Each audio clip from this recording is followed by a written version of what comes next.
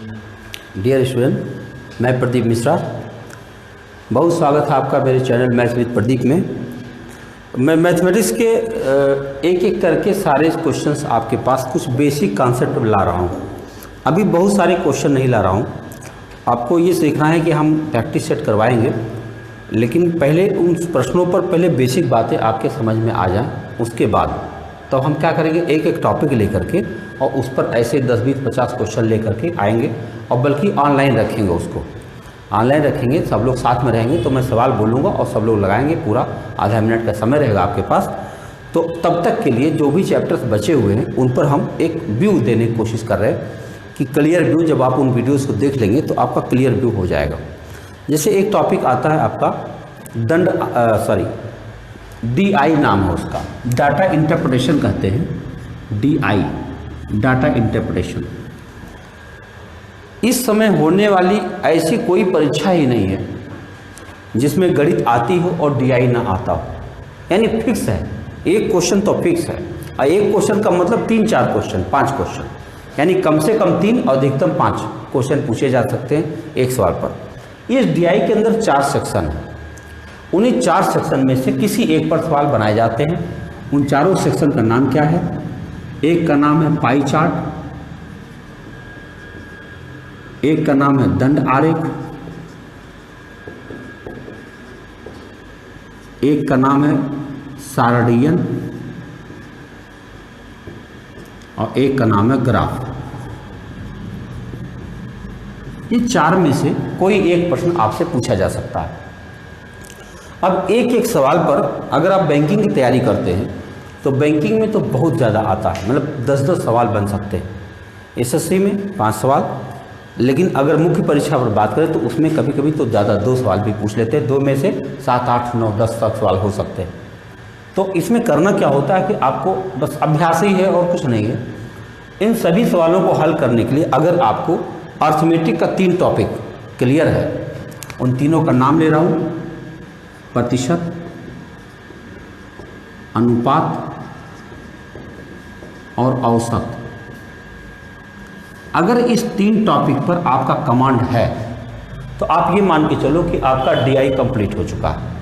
केवल 3 टॉपिक, प्रतिशत पर कमांड बेहतर होना चाहिए, अनुपात पर कमांड बेहतर होना चाहिए और औसत पर कमांड होना चाहिए।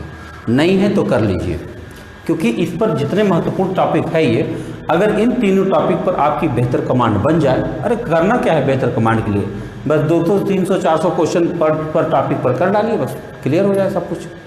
उसके बाद तब देखिए कितना बेहतरीन समझ में आता है। हम एक एक करके सभी टॉपिक की चर्चा करेंगे आपसे, उसके कुछ क्वेश्चन भी लेंगे। तो आइए हम तो पाई चार्ट पर चर्चा करते हैं। तो देखिए पाई चार्ट की जब हम चर्चा करते हैं तो पाई चार्ट क्या है, इसमें होता क्या है कि एक सर्किल बनाने की कोशिश किया जाता है और इस सर्किल पर ऐसे ऐसे तो काटा हुआ भाग होता है, ऐसे ऐसे ऐसे ऐसे विभिन्न विभाग होते हैं और इसकी वैल्यू को 2 प्रकार से व्यक्त करा जाता है। या तो यहाँ पे डिग्री लिखा होगा, कोण, जैसे मान लो यहाँ लिख दिया 36 डिग्री, और या तो यहाँ लिखा जाता परसेंटेज, जैसे मान लो यहाँ लिख दिया 24%। तो या तो डिग्री रहेगा या तो परसेंट रहेगा, दोनों में से कोई एक रहेगा और उसी के आधार पर सवाल आपको हल करना होगा। आप चाहें तो इसके लिए हम एक स्टेप बता सकते हैं कि अगर मान लो कोई डिग्री दिया हो उसे आपको परसेंटेज में चेंज करना हो, या परसेंटेज दिया हो उसे आपको डिग्री में चेंज करना हो। बिल्कुल सिंपल सी बात है, क्योंकि एक क्वेश्चन ये अक्सर बन जाता है।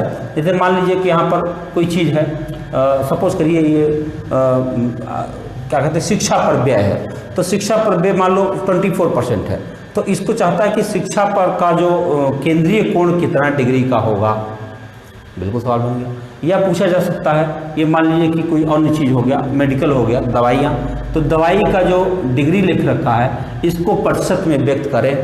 तो आपको तरीका बता दें कि मान लीजिए x डिग्री को प्रतिशत बनाना है तो क्या करेंगे, x/360 और इंटू 100 कर देंगे, तो जो डिग्री है वो परसेंट में चेंज हो जाएगा। ऐसे ही अगर पूछा जाए x परसेंटेज को डिग्री में व्यक्त करें, बनाइए, तो क्या करेंगे, x परसेंटेज है तो x/100 करें और गुणा 360 कर दें। सीधी सी बात है। यानी अगर आपको ये दोनों चीज़ भूल भी जाए तो क्या करेंगे आप, तो और अच्छी बात है, भूल जाए तो, क्योंकि आप ऐसा कर सकते हैं कि 100% की वैल्यू जो होती है वो 360 डिग्री के बराबर होती है, बस 100% बराबर 360 डिग्री। अब 1% बराबर 360/100 यानी 3.6 डिग्री, यानी 1% बराबर 3.6 डिग्री। अब बनाते चलो जाओ, चाहे जितना बनाना हो। तो ये बड़ा सिंपल तरीका तो ये हो गया। और ये है एक एक नियम, एक एक नियम आपने बचपन में पढ़ रखा है, कोई समस्या नहीं। तो हम क्या करेंगे कि एक सवाल हम लेते हैं और उस पर हम आपसे डिस्कस करते हैं। देखिए विद्यार्थियों, एक प्रश्न हमने लिया है, एक बहुत छोटा सा सवाल है, बहुत पहले ये बैंक पीओ में पूछा गया। एक सर्किल मैंने बना रखा है, इसमें 90 डिग्री दिया हुआ मजदूरी के लिए, 36 डिग्री दिया हुआ लकड़ी के लिए, 54 डिग्री दिया है निरीक्षण के लिए, 54 डिग्री दिया है इस्पात के लिए, 54 डिग्री दिया है ईंट के लिए और 72 डिग्री दिया है सीमेंट के लिए। एक आदमी ने घर बनवाया है और घर बनवाते समय कुल 6 लाख रुपए खर्च हुए। अब उसी पर आधारित कुल 5 सवाल पूछ लिया। जैसे पहला उसने प्रश्न पूछा कि सीमेंट पर कितना व्यय हुआ, बस। अब भाई सीमेंट देख लो कितना खर्च हुआ, 72 डिग्री खर्च हुआ है। बताइए अगर सीमेंट का खर्च आप देखना चाहें तो कितना हो जाएगा, सीमेंट का खर्च हो जाएगा, पहले तो आप 6 लाख लिख लो और उसके बाद 72 डिग्री खर्च हुआ तो 72/360। ध्यान रखिएगा, अगर ये परसेंटेज होता तो हम 72/100 लिखते, लेकिन 72 डिग्री है तो हम लिखेंगे 72/360, बस काम खत्म हो गया। अब आप बहुत आराम से इसे काट सकते हैं। 36 दूना 72, ये कितना 60,000, 60,000 दूना 1,20,000। इतना रुपया का सीमेंट लगा उस बिल्डिंग बनाने में। कठिन लगा कुछ? इतना छोटा सा सवाल है। दूसरा सवाल है, मजदूरी का जो व्यय है वो इस्पात के व्यय से कितना अधिक है। तो देखो कुछ विद्यार्थी तो ये करते हैं कि पहले 6 लाख का 90 डिग्री निकाल लिए और फिर 6 लाख का ये जो है इस्पात निकाल लिए, 54 डिग्री निकाल लिए और फिर दोनों को माइनस किए। जानते इसमें बहुत समय लग जाता है, ऐसा ना करें। ऐसा करिए कि आप अभी अंतर देख लीजिए, 36 और 90 और 54 का डिफरेंस क्या है अभी घटा लीजिए। तो 90 में से 54 घटा लीजिए। कैसे घटाएंगे, पहले आप 90 में से 54 डिग्री घटा दीजिए तो क्या आ जाएगा 36 डिग्री आ गया। यानी अब आपको खाली 36 डिग्री बताना। सवाल क्या था, मजदूरी का जो व्यय है इस्पात व्यय से कितना अधिक है। आप कह सकते हो मजदूरी का जो डिग्री है वो इस्पात की डिग्री से 36 डिग्री अधिक है, तो हमें सिर्फ 36 डिग्री निकालना। तो अब हमारा उत्तर आ गया, ये पहला उत्तर था। दूसरा उत्तर आ जाएगा 6 लाख का 36 डिग्री, 36 डिग्री में 36/360। अब अगर एक जीरो यहाँ से हम काट दें तो 36 अपने आप कट जाएगा।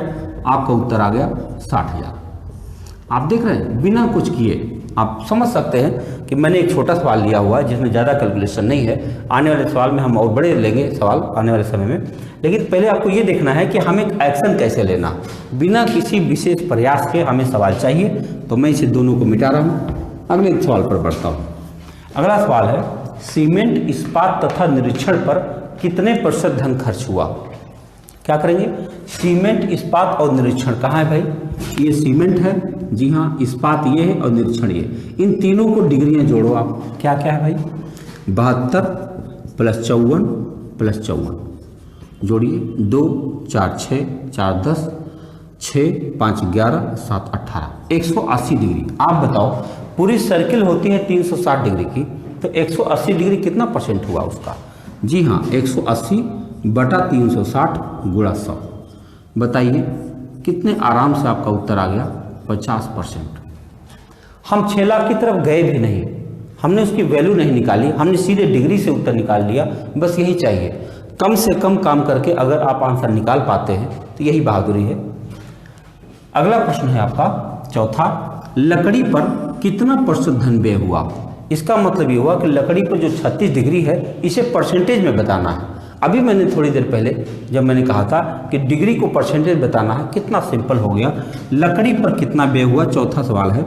तो आपके पास कितना है, 36 है, इसको मुझे परसेंटेज बनाना है, तो ये डिग्री है तो बटा 360 करिए, उसके बाद गुणा 100 कर दो, डिग्री बन के तैयार हो गई। अब अगर आप 0 0 काट दें तो 36 36 भी कट जाएगा। आप कह सकते हो 10%, यानी लकड़ी पर कुल 10% धनराशि व्यय हो रही है। तो देख रहे हैं कितना सिंपली, मैं कुछ कर भी नहीं रहा हूँ, तुरंत उत्तर बन जा रहा है। बस इसी तरह से आपको सवाल देखना है कि बिना कुछ खास किए हुए अगर आप सवाल लगा ले जाते हैं तो समझिए बड़ी भारी बहादुरी। अगला सवाल है, ईंट का जो व्यय है वो लकड़ी से कितना अधिक है। सीधे सवाल, अभी एक ऐसा सवाल ही आया था, लकड़ी यानी ईंट पर व्यय, लकड़ी से ईंट पर व्यय यह है 54 और लकड़ी का व्यय है 36। पूछ रहा कितना अधिक है, आपको क्या करना पड़ेगा, 54 में से 36 घटाना पड़ेगा, कितना आ जाएगा 18, यानी 18 डिग्री अधिक है। अब 18 डिग्री को आप परसेंट बना लो, अरे रुपया निकाल लो, 6 लाख में से 6 लाख का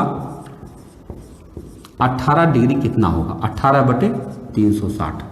हम क्या करेंगे, 18 0 0 काट दिया, 18 दूना में 36 आ गया और 2 से इसको काटेंगे तो कितना आ जाएगा 30,000। भाई 60,000 का आधा कितना हो गया 30,000। तो आप देख रहे हैं कितना छोटे छोटे सवाल है कि हम बहुत आराम से बता लेंगे कि कितने सवाल हो सकते हैं। आने वाले समय में इस पर ऐसे सवाल बनेंगे, एक सर्किल बना हुआ उसके साथ एक टेबल भी दे रखा है, ऐसा भी हो सकता है कि 2 सर्किल बनी हुई है, कोई अलग अलग तरह के सवाल हो सकते हैं, लेकिन बेस तो यही होगा ना, सवाल यही होगा कि ऐसे ही होगा। यानी आपको इसकी जो बेसिक बातें हैं अपने ध्यान में रखेंगे तो सवाल गलत नहीं होने पाएगा।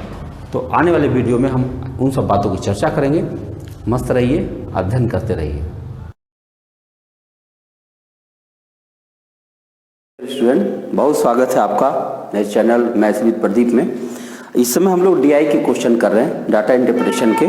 हमने आपको बताया था कि औसत प्रतिशत अनुपात, अगर इस तरह के जो है अर्थमेटिकल पोर्शन आपका तैयार है तो ये क्वेश्चन बहुत आसान होते हैं। आइए, हमने आज एक क्वेश्चन लिया है, एसएससी का है, एसएससी प्रीलिम्स में पूछा गया था। तो देखिए ये सवाल क्या कह रहा है, एक सर्किल बना हुआ है, इस सर्किल पर कई सारे परसेंट दिख रहे हैं। देखिए जैसे कपड़ा है 10%, किराया है 15%, शिक्षा है 12%, परिवहन है 5%, अन्य है 20%, बचत है 15%, भोजन है 23%, कुल इतने परसेंट दिया हुआ है। अब जरा सोचिए, अब इसके सवाल आप खुद देख लीजिए, आप जान पाएंगे। अभी मैं टफ भी लूँगा, अभी तो एसएससी क्वेश्चन है, मैं बैंक पीओ का क्वेश्चन लूँगा, थोड़ा सा आपको हैवी लग सकता है, लेकिन बताऊँ आपको कठिन नहीं हो सकता। आपको लगेगा कभी कभी कि शायद ये लेंदी हो गया, लेकिन लेंदी भी नहीं होता है।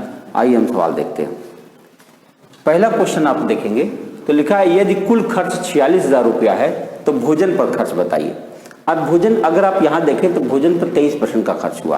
अब आप सोचिए कि 46,000 रुपये अगर कुल है और भोजन पर खर्च 23% है तो कितना होगा। बस केवल 46,000 का 23% कर दीजिए, आपका आंसर आ जाएगा।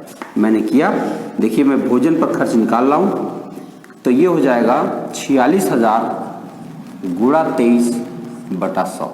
बस इतना सा काट दीजिए, जितना जल्दी काट देंगे उतना जल्दी काम हो जाएगा। ये रहा 0 0 कट गया। अब 23 छक्का 138, हासिल 13, 23 चौका 92 और 13, 92 और 3 95 और 10 105। ये रहा। आप बताइए, ये है आपका भोजन पर खर्च।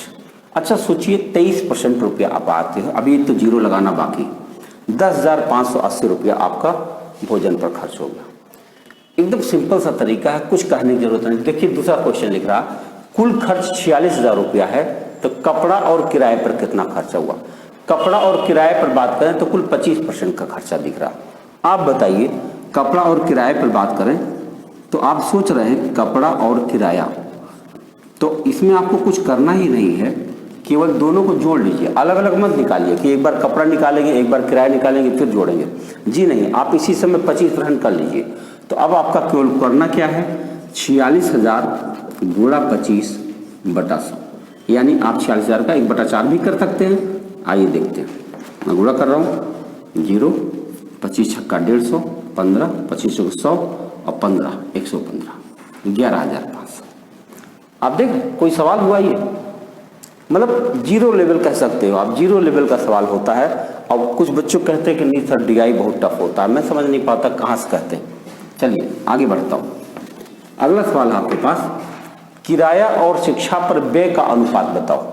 किराया है 15%, शिक्षा है 12%। आप बताओ किराया और शिक्षा। अच्छा कुछ लड़के क्या करते हैं कि किराया और शिक्षा के वैल्यू निकालते हैं, कोई ज़रूरत नहीं है, इनका 15 है इनका 12 है, धन्यवाद, यही काट दो आपका काम हो गया। यानी आप सोचो कि सवाल इजीली कैसे लगाया जा सकता, तो 3 से काटा जा सकता है, 3 × 5 = 15, 3 × 4 = 12, ये आपका रेशियो। देखा आपने, सिंपल है कि नहीं है। अगला सवाल, सबसे अधिक धन किस मद पर व्यय हुआ? भाई जिसका परसेंटेज सबसे ज्यादा हो वही बता दीजिए। मैं देख रहा हूं भोजन पर 23% खर्चा हुआ, सबसे ज्यादा भोजन पर खर्चा हुआ। आगे बोलिए। आखिरी, यदि कुल खर्च 46,000 है तो बचत बताइए। बचत भाई 15% है। आप बताइए केवल 46,000 का 15% निकाल दीजिए, बस हो जाएगा। आपको लग रहा होगा कि इतना छोटा सवाल हम क्यों पूछ रहे हैं। दरअसल एसएससी में आया हुआ सवाल था, मुझे दिखा तो मैंने कहा चलो चर्चा कर ले। मुझे आपको ये भी बताना था कि इसको लेकर आप जो अपने मन में कोई गलतफहमी है कि अगर ये टफ होता है, तो मैं बताने की कोशिश कर रहा हूँ कि टफ नहीं होता है। कृपया हैंडल करें, खुद करें और जल्दी से हो जाएगा। आप देखिए सवाल खत्म हो गया। 0, 15 छक्के 60, 15 छक्के 90, 9, 15 चौके 60, 9, 69, 6,900। आप बताओ इतना छोटा सा रुपया है, और यानी इस तरह से देख रहे हो आप कितना छोटा सिंपल सा सवाल था। एकदम मजा आ गया है कि नहीं। मैं आगे ले रहा हूँ, थोड़े से बड़े सवाल रहेंगे। धन्यवाद। देखिए विद्यार्थियों, पिछले क्वेश्चन से थोड़ा सा अलग क्वेश्चन मैंने लिया है। ये भी एसएससी का ही क्वेश्चन है। आप देख रहे हैं कि इसमें एक पाई चार्ट बना हुआ है और उसके साथ में एक और कुछ टेबल दिया हुआ है, और इसी पर आधारित ये सारे 4 क्वेश्चन पूछे गए। पहले मैं बताऊं इसमें क्या लिखा है। एक कोई संस्था है जिसके अंदर आईटी विभाग में कुल 20% लोग काम करते हैं, एचआर विभाग में 5% लोग हैं, और प्रोडक्शन विभाग में 35% है, अकाउंट विभाग में 16% है, और मार्केटिंग में 24%। तो पूरी संस्था के अंदर में कुल 800 कर्मचारी काम करते हैं। अब अगर बात करें तो उसमें प्रोडक्शन विभाग में कुल 245 पुरुष काम करते हैं, एचआर विभाग में कुल 12 महिलाएं काम करती, 12 पुरुष काम करते हैं, आईटी विभाग में कुल 74 पुरुष काम करते हैं, मार्केटिंग विभाग में 165 पुरुष काम करते हैं, और अकाउंट विभाग में कुल 93 पुरुष काम करते हैं। अब सवाल देखो कैसा है। कह रहा एचआर विभाग में काम करने वाली महिला तथा उस विभाग में काम करने वाले कुल कर्मचारियों का अनुपात बताओ। तो पहले हम ये देखेंगे एचआर विभाग में महिलाएं कितनी है। तो ऐसे महिला तो सीधे ना निकलेगी, पहले एचआर विभाग के कुल कर्मचारी निकलेंगे और उसमें से पुरुष निकाल देंगे तो महिला निकल आएगी। तो चलो देखा जाए, 800 टोटल है और उसका 5% एचआर विभाग में है। तो आप कह सकते हो एचआर विभाग में कुल कर्मचारी कितने हुए, 800 का 5%। आप देखोगे तो पता चला कुल 40 कर्मचारी एचआर विभाग में काम करते हैं। अब अगर 40 कर्मचारी एचआर विभाग में काम करते हैं जिसमें पुरुष 12 है, तो महिला कितना होगी? अगर हम महिला की बात करें तो महिला होगी 40 माइनस 12, बताओ कितनी हुई? 28। अब सवाल देखिए, फिर से एक बार देखिए, एचआर विभाग में काम करने वाली महिला तथा उस विभाग में काम करने वाले कुल कर्मचारियों का अनुपात। तो अब आप बताओ, महिला है 28 और कुल कर्मचारी है 40, यही अनुपात पूछा गया। बताइए, 4 सत्ते 28, 4 धाम 40, ये रेशियो दिख रहा 7:10, ये रहा। तो आप देख सकते कुछ खास नहीं है, बशर्ते जो कहा जाए उसको ढंग से सुनना है, उस पर एक्शन लेना है। मैंने क्या किया, एचआर विभाग के कुल कर्मचारी निकाल दिया, उसमें से पुरुष हमारे पास दिया हुआ था 12, 40 में से 12 घटा दिया, महिला मिल गई 28, अब महिला है 28 और कुल कर्मचारी 40, दोनों का अनुपात निकाल दिया, ये रहा आपका उत्तर। अब आइए दूसरे सवाल पर बात करें। दूसरा सवाल है कि मार्केटिंग विभाग में काम करने वाले पुरुष उस विभाग के कुल कर्मचारियों का कितना % है? आप सोचो, मार्केटिंग विभाग में पुरुष, तो हमें दिख रहा मार्केटिंग विभाग में पुरुष 165 दिख रहा। अब हमें ये नहीं पता है कि मार्केटिंग विभाग में आदमी कितने हैं, तो बिल्कुल निकाल सकते हैं यहाँ से 800 कर्मचारियों को अगर हम 24% निकाल दें तो हमारे पास मार्केटिंग में काम करने वाले कुल कर्मचारियों की संख्या मिल जाएगी। तो चलो देखा जाए, मार्केटिंग डिपार्टमेंट में कितने कर्मचारी काम कर रहे हैं? 800 का 24%।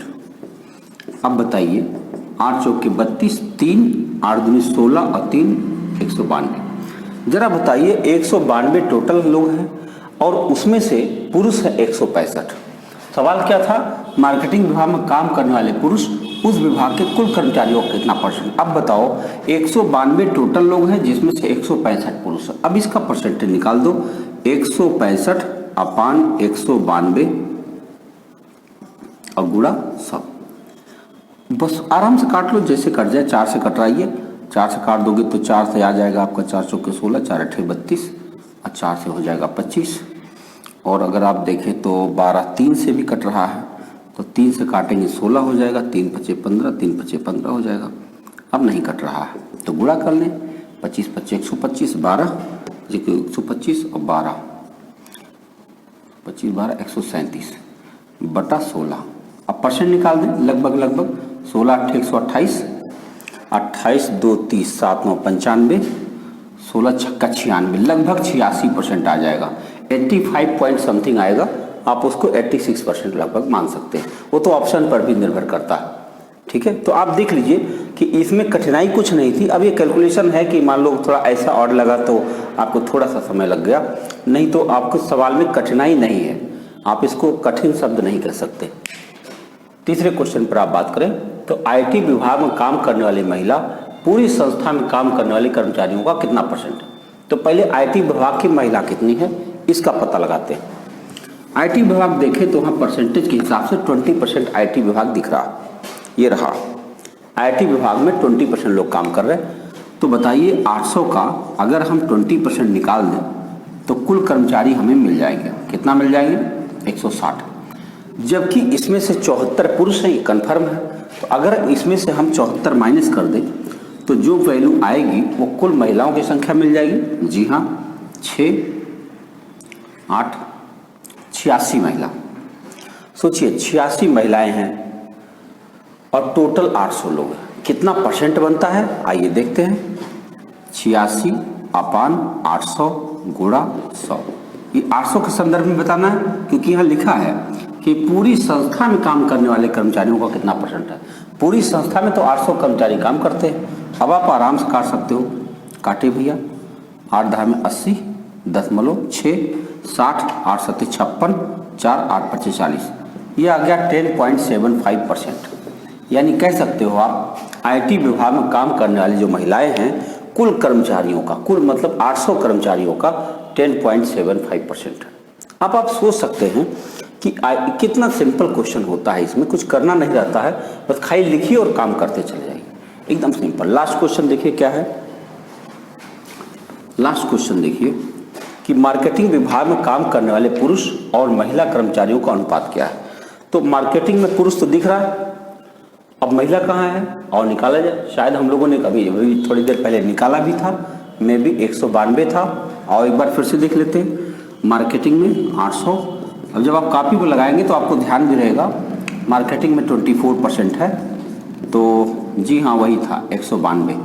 अब आप बताइए 192 लोग, तो कह रहा मार्केटिंग विभाग में काम करना है पुरुष और महिला। पुरुष तो 165 पक्का है, अब महिला कितनी बचेगी बताओ। 165 में से 192 में से 165 घटा दीजिए, तो 12 में से 5 घटाए 7 और 8 में से 6 गया 2, 27।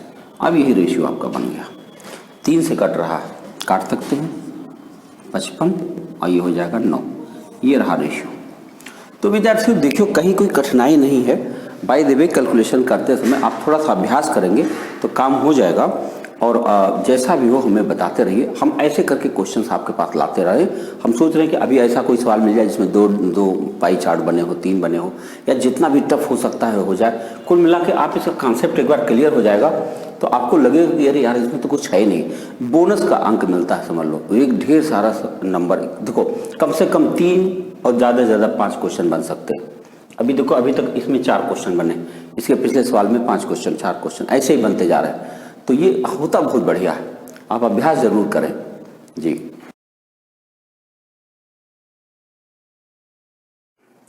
विद्यार्थियों देखियो हमने कुछ एक अच्छा सा सवाल लिया जिसमें खूब ढेर सारे सवाल थे। एक बैंक पीओ का क्वेश्चन है, ये 2009 में आया हुआ है, बहुत पहले आया हुआ था, आज के 10 साल पहले, लेकिन सवाल अच्छा था तो मैंने कहा लो डिस्कस कर लेते हैं। देखिए एक सवाल दिया गया कि इसमें 2 पाई चार्ट बनाया गया, 2 पाई चार्ट हैं और उसके साथ एक टेबल है, और उसके बाद ढेर सारे सवाल हैं। मैं उनमें से कुछ लिखा हूँ, अभी इतने और भी हैं। अब आपको अगर ये करना आ जाएगा तो फिर वो चाहे जितने सवाल पूछते चले जाएं, आप समझ सकते हैं कि एक डीआई में से हम लोग 5 क्वेश्चन 4 क्वेश्चन करते, अगर आप चाहें तो उसमें से 10-15 भी बना सकते। बनाने में क्या है, तो खैर देखिए सवाल क्या है पहले समझ लीजिए।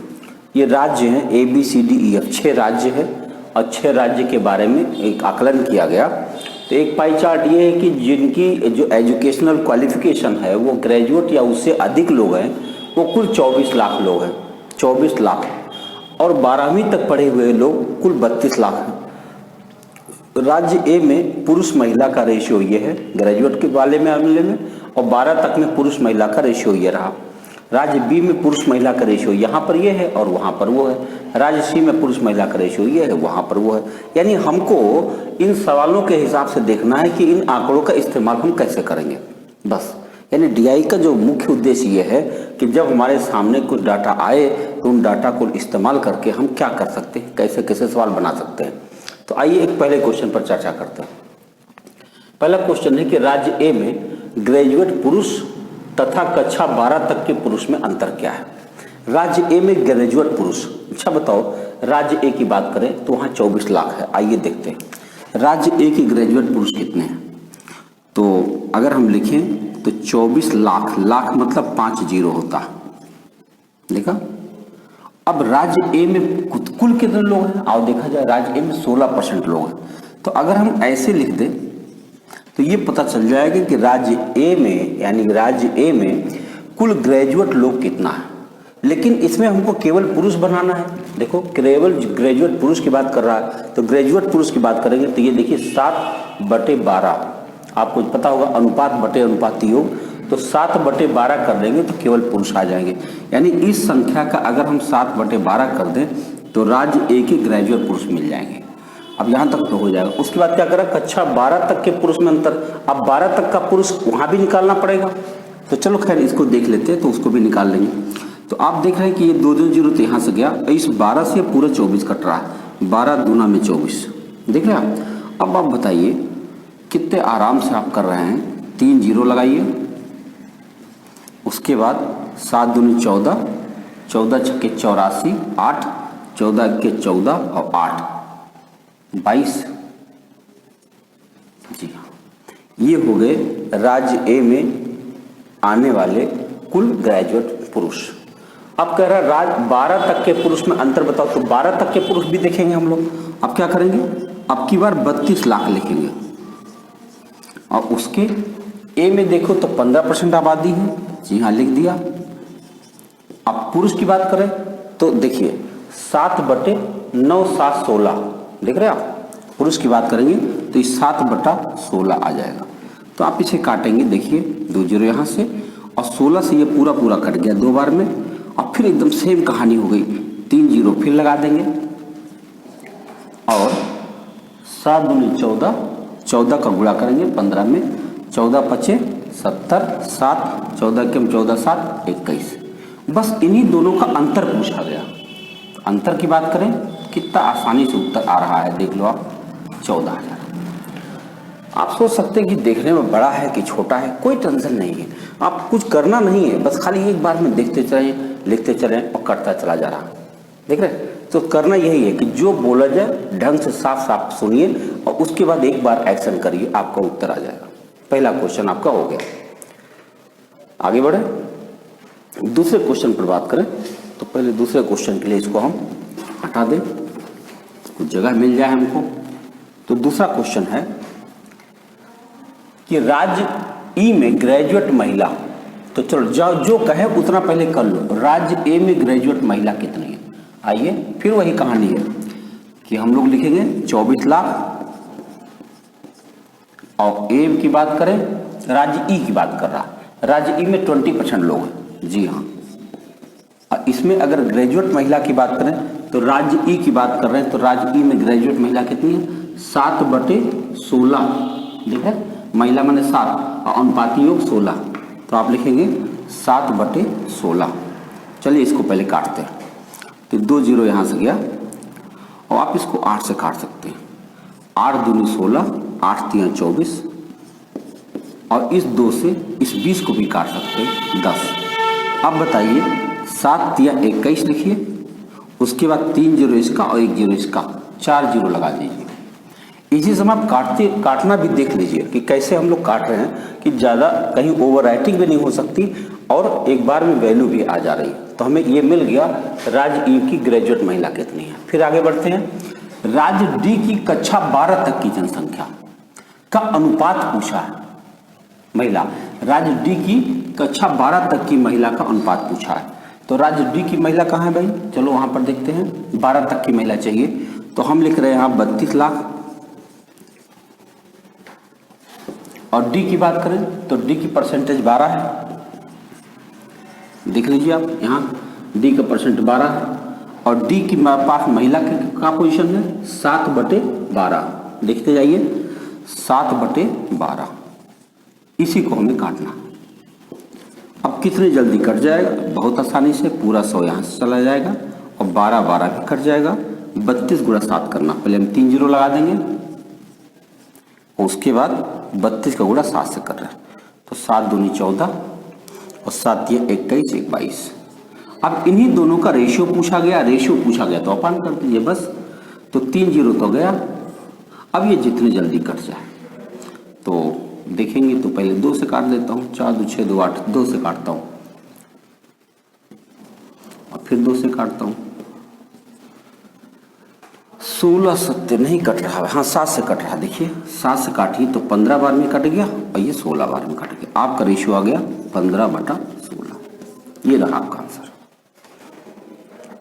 अब आप सोच रहे होंगे ये भी बड़ा है, बिल्कुल। अगर रेशियो निकालना हो तो एक रास्ता यहाँ भी था कि हम इसको पूरा न काटते, यहीं पर अपान कर देते, ये भी हो सकता है। अभी मैं आपको करके दिखाऊं, आप देख सकते हैं कि इतना करने के बाद जो हम लोगों ने यहाँ कैलकुलेशन करा है ना करते और यहीं पर पूरी वैल्यू लिख के यहीं काट देते, तो यहाँ कुछ जीरो हमारा यहीं कैंसिल हो जाता। मैं एक बार करके चाहिए दिखा देता हूँ आपको कि ये सवाल इतने बेहतरीन होते हैं कि आपको ज़्यादा लगाना नहीं पड़ता है। चलिए एक बार मैं करके दिखाता हूँ जिसमें ये कैलकुलेशन नहीं करना पड़ेगा, रेशियो होने की वजह से। देखिए जहाँ अनुपात पूछा जाए तो अनुपात में इतना काम भी नहीं करना पड़ेगा और जल्दी कैंसिल हो जाएगा। देखिए कैसे, एक बार फिर से मैं लिख रहा हूँ, देखिए 24 लाख ई की ग्रेजुएट महिला, ई का मतलब 20% और महिला ई में कितना 7/16, और इसी में अपान कर देता हूं तुरंत 32 लाख और गुणा डी की बात कर रहा है 12 तक में, डी मतलब 12%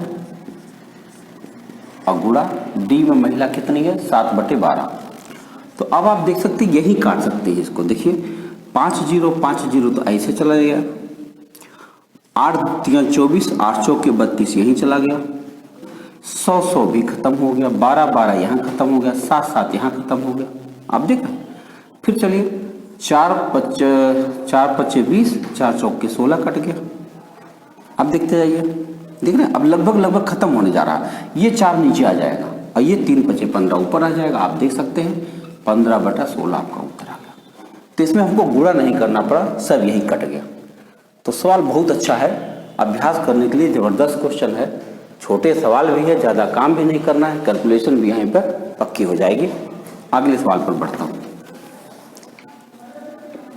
अगला सवाल है कि राज्य सी में ग्रेजुएट महिला, देख रहे हैं राज्य सी में ग्रेजुएट महिला, आइए देखा जाए राज्य सी में ग्रेजुएट महिला कैसे मिलेगी। पहले तो हम 24 लाख लिखते हैं और सी में महिला है तो पहले 15% निकालो और सी की महिला यहाँ देखो तो 4/9, जी मिल गई। उस राज्य की 12 तक की महिला का कितने परसेंट है, उस राज्य की 12 तक की महिला, बताइए 12 तक की महिला चले तो वहाँ मिलेगा और परसेंट पूछा है तो इसीलिए अपान करके गुणा 100 कर देंगे। तो चलिए वहाँ करते हैं 32 लाख और कौन सी महिला थी, सी में, ठीक है। सी कितना है 18% और सी में महिला यहाँ कितनी है 5/9, देखिए 5/9। देखो अगर अनुपात कहता तो हम यही काट देते, लेकिन उन्होंने परसेंट पूछा है तो गुणा 100 भी लिखना पड़ेगा। बस इसको जितना जल्दी आप काट सकें तो पहले तो इन दोनों को हटा दें और फिर 3/4 तो करेंगे ही करेंगे। उसके बाद ये 100 भी कट जाएगा, ये 9 भी कट जाएगा, इस 5 से 5 यहाँ 15 भी कट जाएगा, बहुत सही चल रहा। और अगर बात करें तो इस 4 से ये 4 भी कट जाएगा और चलें 3 छक्के 18 भी कट जाएगा, बहुत सही। 3 दूनी 6 भी कट जाएगा, वाह। और इस 2 से ये 100 कट जाएगा 50%, वाह क्या आंसर है। जरूर काटिएगा अपने घर में क्या क्वेश्चन उठाइएगा, और खुद काट कर देखिएगा, मज़ा आ जाएगा। 50% आपको उत्तर आ जाता है। तो आप देख रहे हैं कितना जल्दी सब कुछ करता चला गया। और टेबल वगैरह सही रखेंगे तो अच्छा रहेगा, आराम से कट जाएगा। हम प्रश्न को बहुत जल्दबाजी में नहीं लगा रहे हैं और हम उम्मीद करते हैं कि आप अगर हमारा वीडियो देख रहे हैं तो कॉपी कलम लेकर बैठिए और उसी समय अभ्यास करते चलिए। आप सारे सवाल हो जाएंगे, कहीं कोई समस्या नहीं आने वाली। अगला प्रश्न है, सी में 12 तक के पुरुष कक्षा 12 तक पढ़ी सभी जनसंख्या का कितना परसेंट? सभी जनसंख्या तो 32 लाख होती है, तो पहले सी में 12 तक के पुरुष देख लिया जाए। चलो, तो 12 तक के पुरुष की बात करेंगे तो पहले 32 लाख पर जाएंगे। और सी की बात कर रहे हैं तो सी मतलब 18% होता है। और 18% सी में देखा जाए तो पुरुष कितना है? 4/9। जी हाँ, ये तो राज्य सी में 12 तक के पुरुष मिल गए। फिर कक्षा 12 तक पढ़ी सभी जनसंख्या तो 32 लाख होती।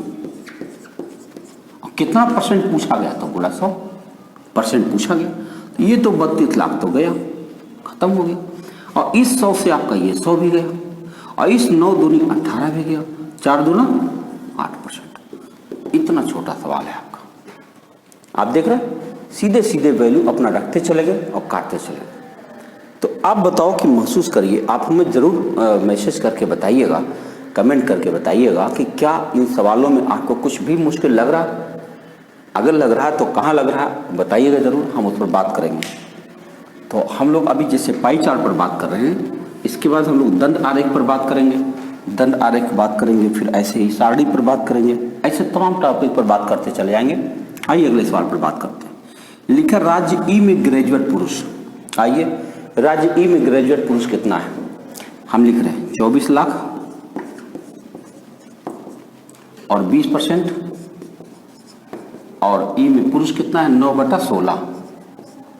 जी, हो गया। 12 तक की महिला के बीच का क्या अनुपात? मतलब ई राज्य में 12 तक की महिला, बताओ ई राज्य में 12 तक की महिला कौन है? तो पहले हम लिखेंगे 32 लाख। ई में चलेंगे तो ई का मतलब 19% होता है। और ई में महिला कितनी है वहां पे? 10/19। आप देखो 10/19, ये रहा 10/19। पूछा क्या है? अनुपात पूछा गया। तो अनुपात में तो हमें कुछ करना नहीं, सीधे काट देना है। तो पहले तो ये 5 5 जीरो चले गए, उसके बाद 8 3 24, 8 चौके 32 चला गया, ये 100 चला गया, ये 19 चला गया, ये 0 से 0 चला गया। और कुछ कर सकता? जी हाँ, 2 8 16, 8 हो गया। और कुछ? और तो कुछ नहीं कटेगा। ऊपर चला जाएगा 9 3 27 और नीचे चला जाएगा 32। जी, ये 8 नीचे आ जाएगा तो आपका उत्तर हो गया 27 और 32। यही आपका रेशियो है, 27:32। लगाइएगा, दिल खुश हो जाएगा। इतना बढ़िया सवाल लगाने के बाद मतलब एक तरह से मन खुश हो जाता है कि देखो भाई सवाल हम लगाए और सीधे एग्जैक्ट आंसर मिल जाए तो तबीयत खुश हो जाती है। अब आखिरी सवाल अभी दिखाया मैंने, इन आखिरी सवाल पर बात करें। ये पूछा गया है कि राज्य एफ के कुल ग्रेजुएट। अच्छा बताओ, राज्य एफ के कुल ग्रेजुएट कितने हैं? आइए बात करें। 24 लाख, एफ का मतलब 14%, यही कुल ग्रेजुएट। राज्य की ए तक की, राज्य ए की 12 तक की जनसंख्या का कितने परसेंट है? राज्य 12 तक की, राज्य ए की 12 तक की जनसंख्या कितनी है भाई? 32 लाख। और 12 तक की जनसंख्या ए की, ए माने 15% का कितने परसेंट? इसमें पुरुष महिला नहीं देखा गया, खाली परसेंट पूछा है। अब आप सोचिए क्या करना है, सीधे काटते चले जाइए, जितने जल्दी काट पाइए काटते चले जाएंगे। 3 हो जाएगा, ये 4 हो जाएगा। अब अगर काटेंगे 3 बचे 15 हो जाएगा। और 5 से आप इसको देखो, 5 और चौके 20 होता है, इस 20 से आप इसको काट सकते हैं, 5 काट सकते हैं। अब उसके बाद में कुछ नहीं कटने वाला है, 14 बचे 70%। आप सोच सकते हैं कि कितने आसानी से हम लोग सवाल लगाते चले जा रहे हैं। इस पर कुल मिलाकर लगभग 10 सवाल दिए गए थे, जिसमें से मैंने 5-6 लिखे हैं, कुछ 4-5 और होंगे, उन पर भी चर्चा कर लेता हूं।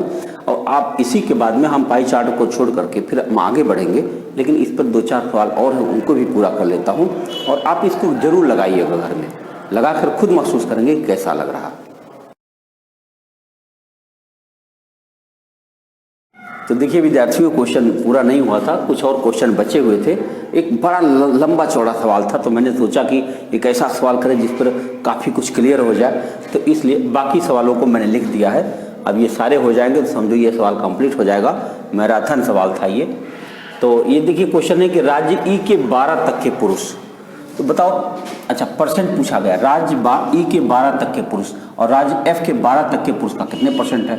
तो राज्य पहले हम ई के 12 तक के पुरुष देखते हैं, आओ देखते हैं। तो आप लिखेंगे 32 लाख और ई के पुरुष देखने हैं तो ई का मतलब हुआ 19%, और पुरुष देखने हैं तो ई में चलिए 9/10 9/19। जी हाँ, ये राज्य ई के पुरुष हो। और राज्य एफ के 12 तक के पुरुष, जी हाँ, राज्य एफ में चलो तो वही 32 लाख।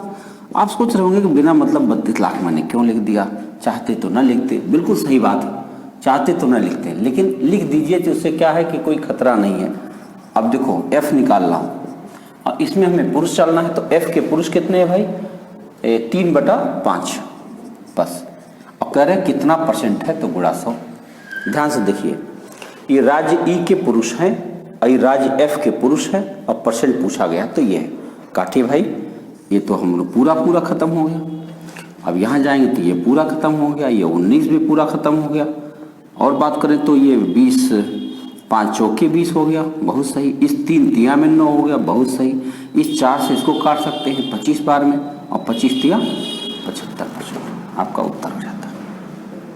जबरदस्त सवाल है ना, जबरदस्त है, क्योंकि इतना बढ़िया कट जा रहा था, और क्या चाहिए।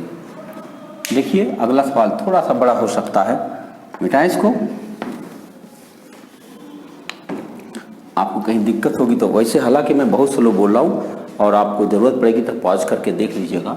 राज्य ए के कुल ग्रेजुएट और 12 तक के पुरुषों की संख्या, राज्य ए के कुल ग्रेजुएट, जरा बताओ राज्य ए के कुल ग्रेजुएट कितने हैं भाई। 24 लाख, ए मतलब 16, ये हो गए राज्य ए के कुल ग्रेजुएट। और 12 तक के पुरुषों की संख्या, 12 तक के पुरुष कितने हैं भाई, तो जोड़ना पड़ेगा। तथा उसी राज्य के कुल ग्रेजुएट और 12 तक की महिलाओं की संख्या के बीच का अनुपात बताओ। यानी इन दोनों को एक साथ जोड़ना, इन दोनों के एक साथ जोड़ना, फिर दोनों का अनुपात बता देना। तो चलिए प्लस करते हैं। 12 तक के पुरुषों की संख्या, ए में देखिए कितने पुरुष हैं, 32 लाख गुणा 15/100। 12 तक के पुरुषों की संख्या, पुरुष कितने हैं भैया, ए में पुरुष है वहां पे 7/16, ये रहा। अनुपात बताना है, इसलिए हम अपॉन भी कर दे रहे हैं इसी समय। नीचे क्या है, उसी राज्य के कुल ग्रेजुएट, उसी राज्य के भाई ए के कुल ग्रेजुएट और 12 तक की महिलाओं की संख्या, भाई ये तो यही रह जाएगा। देखो इतना ही रहा। और उसी राज्य के और 12 तक की महिलाओं की संख्या, 12 तक की महिलाओं की बात करें उसी राज्य में, तो ये तो वैसे ही रहेगा पूरा, और ये भी वैसे ही रहेगा। बस इसमें महिलाएं थोड़ा बढ़ जाएंगी, अलग हो जाएगी। जैसे 7/16 था, अब 9/16 हो जाएगा। बस इन्हीं का अनुपात बताना है। देखिए इसमें तो बहुत कुछ कॉमन होकर के कट भी सकता है, ये दोनों आपस में जुड़ जाए तो अच्छा है, बढ़िया सा। चलो काट लिया जाए। तो हम इसको अब पूरा काटने की कोशिश कर रहे हैं और इसको भी यहाँ से काटने की कोशिश कर रहे हैं। आप चाहें तो 16 दूना 32 भी कर सकते हैं। अब चलिए, अब ये तो सब जोड़ना ही पड़ेगा। यहाँ भी वही कहानी है, तो और तो कुछ कर नहीं सकते। यहाँ भी आप देख सकते हैं, और 16 दूनी 32 यहाँ भी कर सकते हैं। तो अब तो सब गुणा ही गुणा करना पड़ेगा। तो चलिए यहाँ देखा जाए, इनको जोड़ना पड़ेगा। तो 3 जीरो तो ऐसे लगा दे रहा हूँ, और 16 चौके 64, 6, 16 दूनी 32, 6 38, और प्लस अब इनको जोड़ना पड़ेगा। बताओ, पहले तो 3 जीरो लगाता हूँ, 1 2 3, और उसके बाद 7 दूनी में 14 करता हूँ, 14 का 15 से गुणा, 14 25 70, 7 14 के 14 7 21। इनको आप जोड़ लीजिए, इकट्ठा कर लीजिए इसी समय। तो 3 जीरो तो ऐसे ही हो गया, बल्कि हाँ, अब चलिए चौथे जीरो में चलेंगे तो यहाँ 4 मिल जाएगा। यहाँ चलेंगे तो यहाँ 1 और 8 9 मिल जाएगा, और यहाँ चलेंगे तो 2 और 3 5 मिल जाएगा। जी हाँ, इतना हो गया। अब नीचे चलिए इनको चेक करते हैं, तो इनको गुणा करेंगे तो फिर वही बात आ जाएगी, ये तो यही इतना आएगा। अब यहाँ थोड़ा सा अंतर हो सकता है, क्योंकि यहाँ पे 9 दूना 18 हो जाएगा, 3 जीरो तो पहले लगा देता हूँ, और 18 हो जाएगा तो 15 से गुणा करेगा, 18 25 90, 9 18 के 18 और 9 27। अब ये जुड़ेगा तो फिर क्या होगा, 3 जीरो तो पहले ही लग जाएगा। अब चौथे जीरो के साथ 4 जुड़ेगा, और उसके बाद में फिर 7 और 8 15 होगा, 1 और 3 2 5 और 1 6 हो जाएगा। इन्हीं दोनों का रेशियो पूछा गया। रेशियो पूछा गया तो दोनों तो कट ही जाएगा। अब इनको जैसे काट पाइए काट दीजिए। तो आप देख रहे हैं तो बहुत छोटा तो नहीं दिख रहा है, लेकिन चलिए पहले 2 से ही काट दे, हो सकता कुछ आगे मिले। तो 2 दूना 4, 2 9 18, 2 7 14। अब यहाँ चलेंगे 2 3 6, 2 दूना 4, 2 7 14। दिख नहीं रहा है, 9 7 16, 2 18, 7 2 9, 3 12। अरे भाई 3 से कट रहा है, 7 2 9 3 12, 3 से कट रहा। काटें, 3 9 27, 3 9 27, और यहाँ से काटें 3 9 27, 3 1 3 और 3 9 27। अब ये फिर 3 से कट रहा है, वाह। 3 3 9, 3 3 9, ये हो जाएगा 3 3 9, सॉरी ये नहीं कटेगा। 9 और 109 कहाँ से कट जाएगा, 99। ये होगा 99 अनुपात 109। ये छोटा नहीं हो सकता, यही रेशियो आ गया। थोड़ा सा बड़ा ये सवाल था, देखने में हमने थोड़ा सा हैवी लगाया भी था।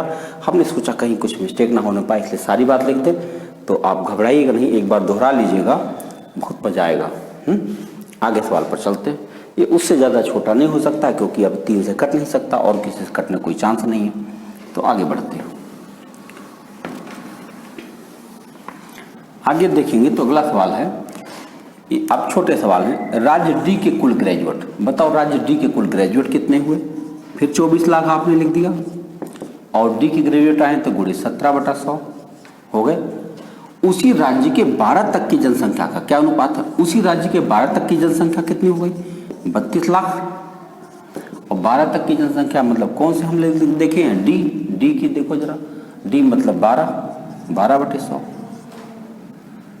कितना अनुपात है, अनुपात में तो यही काट दो, यानी सब ये कट गया, पूरा का पूरा ये कट गया, 5 5 0 कट गया, ये 100 पूरा कट गया, 8 3 24, 8 चौके 32 कट गया, इस 3 से 3 चौके 12 कट गया। अब नहीं कुछ कटने जा रहा है, ऊपर 17 है नीचे 16 है, यही आपका रेशियो है। देख रहे कितना छोटा सवाल है। तो है आसान, अच्छा है। लास्ट क्वेश्चन आपके सामने है, देखिए आखिरी सवाल है। राज्य बी के कुल ग्रेजुएट महिला, जरा बताओ राज्य बी की कुल ग्रेजुएट महिला कितनी है। आओ देखा जाए, 24 लाख लिखिए, और बी का मतलब 18% चलिए, और बी के अंदर महिला कितनी है, 3/8 हो गई। राज्य बी की कुल ग्रेजुएट महिला हो गई। राज्य ई की ग्रेजुएट महिला जनसंख्या का कितने परसेंट, राज्य परसेंट पूछा गया। आइए राज्य ई की ग्रेजुएट महिला कहाँ है, राज्य ई की ग्रेजुएट महिला पर आ जाओ। तो आइए, और राज्य ई की बात करेंगे तो 20%, और इसकी महिला कितनी है ई में, 7/16 का कितने परसेंट है, गुणा 100। अब सोचो ऐसा करना तो बहुत सिंपल होता, सेम राज्य में तो निकालना बहुत आसान होता, क्योंकि ये पूरा तो कट ही जाता, ये भी गया सीधा सीधा कट गया। और चलें तो इस 20 25 100 भी काट सकता हूँ। और बात करें तो कहाँ से कट सकता है, तो 8 से काटें तो इस 2 चौके 8, 2 9 18। चलो आगे और चलें तो कहाँ से जा रहा है, ये कुछ कटने जा रहा है, 7 से तो कुछ कटेगा नहीं। चलो हालांकि इसको एक साथ बराबर करके लिख देते हैं। अब ऊपर देखो क्या है, 9 3 27, 27 गुणे 16, और नीचे क्या बचा, 4 7 28 और गुणा 5। कुछ छोटा हो सकता है, 4 से 4 चौके 16, 4 7 28। अब कुछ कटना नहीं है, सीधे गुणा करना है, कुछ डेसिमल में आएगा, 5 चौके 20, 20 7 140, 14 और 20 दूनी 40 और 14 54 और 5 7, 7 से काटे 7 7 49, फिर 50 बचेगा, फिर 7 7 49, फिर 0 समथिंग आएगा, यानी आप कह सकते हो 77 पॉइंट समथिंग %। तो विद्यार्थियों, देखा आपने कि मैंने एक बड़ा सवाल लगाने का प्रयास किया, आपके सामने सोचा कि सारी चीज़ करके देखूं। आपको इस सवाल को लगा के देखना जरूर चाहिए, कैलकुलेशन करके काट करके देखिएगा। और आपको अगर पुराने पेपर्स देखेंगे तो वहाँ क्वेश्चन भी मिल जाएगा, अच्छा रहेगा, दोहरा लेंगे, बहुत मजा आएगा। धन्यवाद, लगाते रहिए, मस्त रहिए।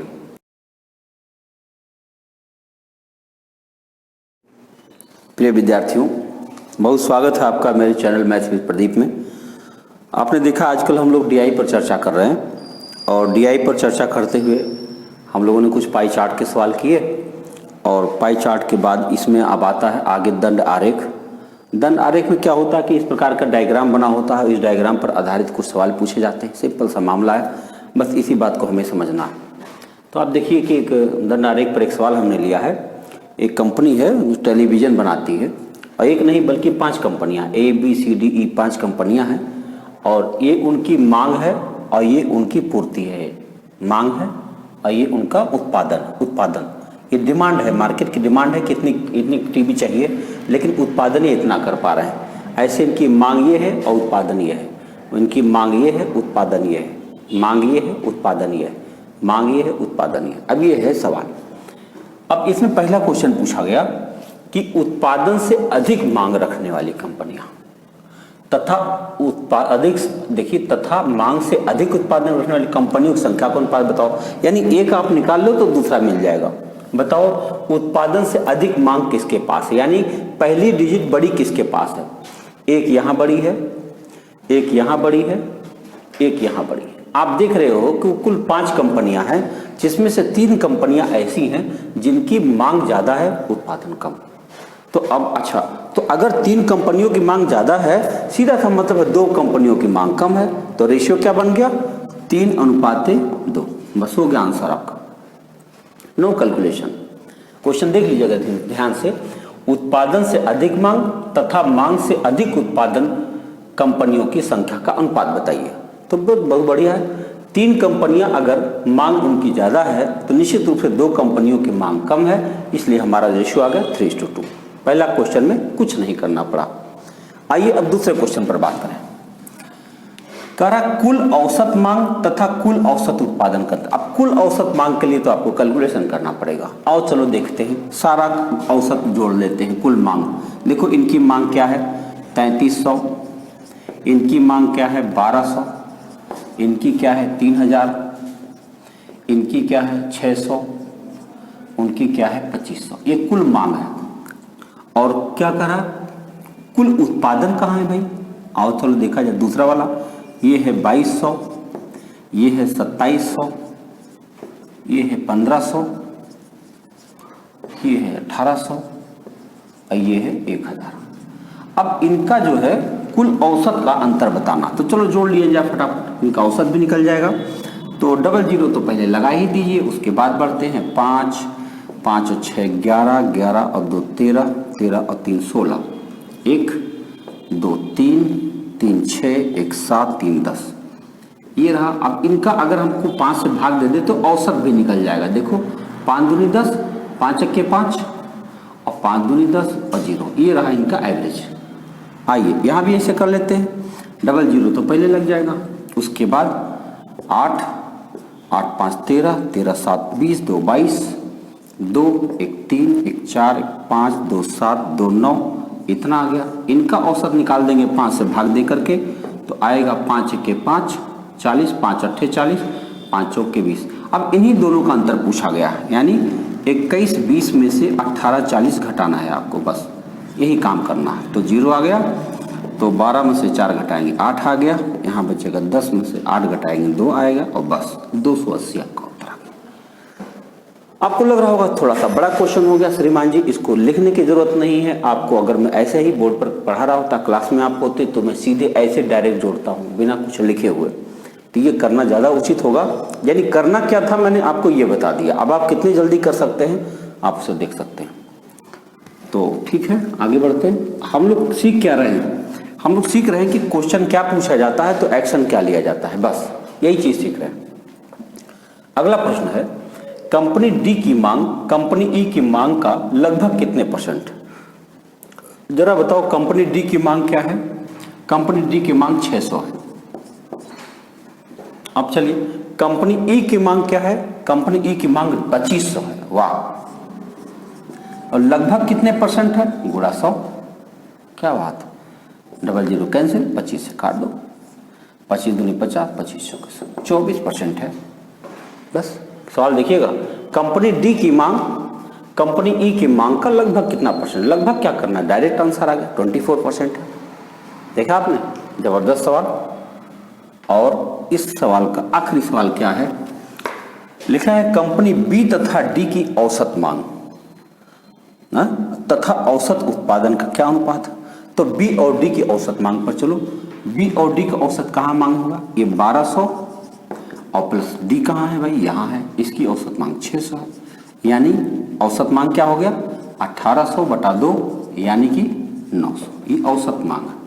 औसत मांग समझे ना, पदों का योग बटे पदों की संख्या।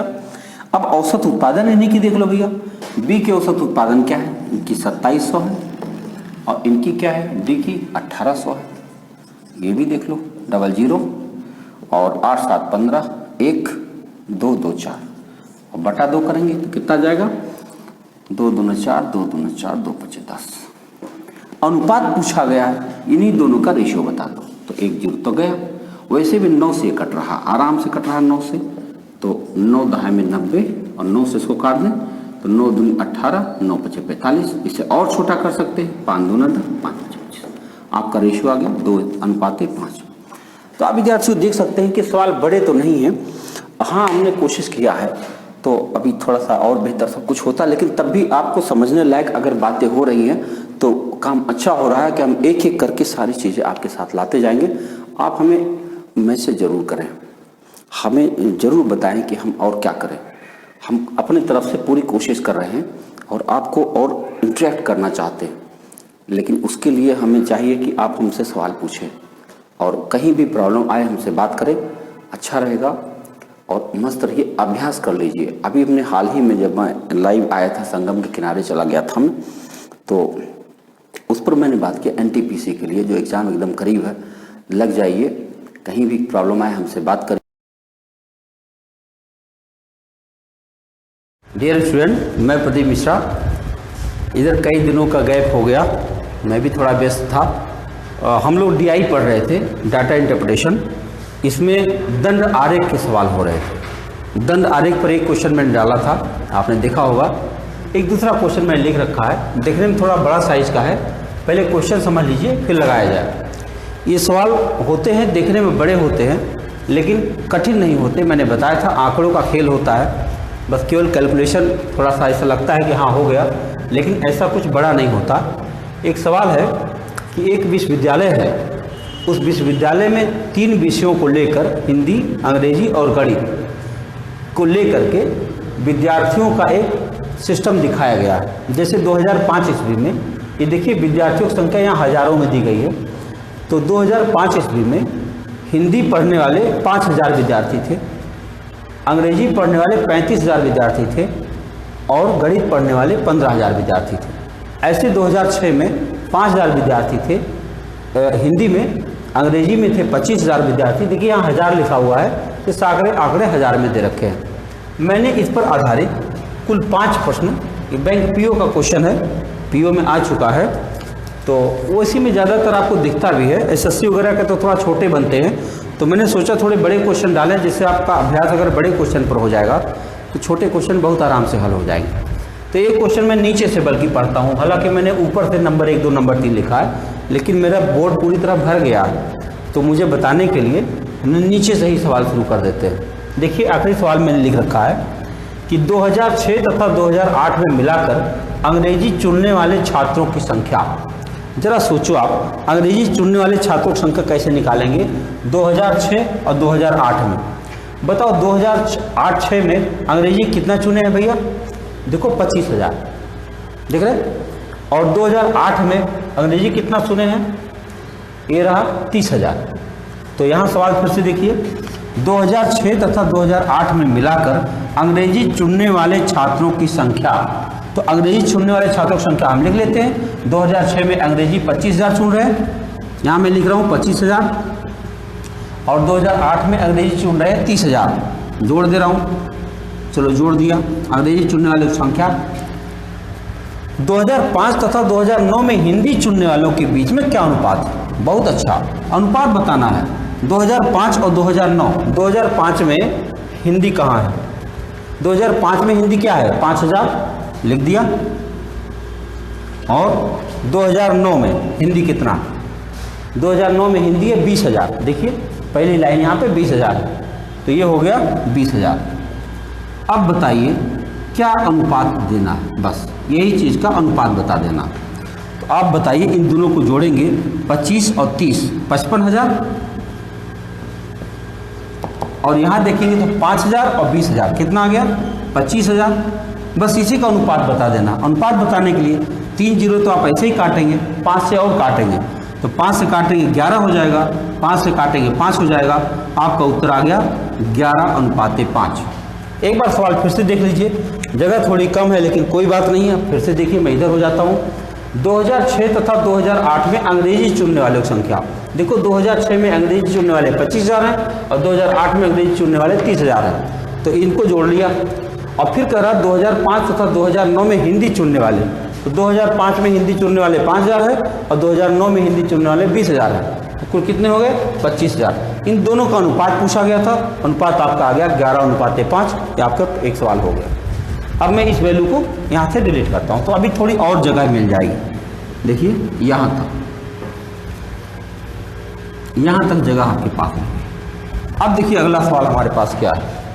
अगला क्वेश्चन है कि 2005 तथा 2008 में मिलाकर गणित चुनने वालों की संख्या इन्हीं वर्ष में कुल छात्रों की संख्या का कितने परसेंट है? जरा सोचिए, 2005 और 2008 में गणित कितना लोग चुने?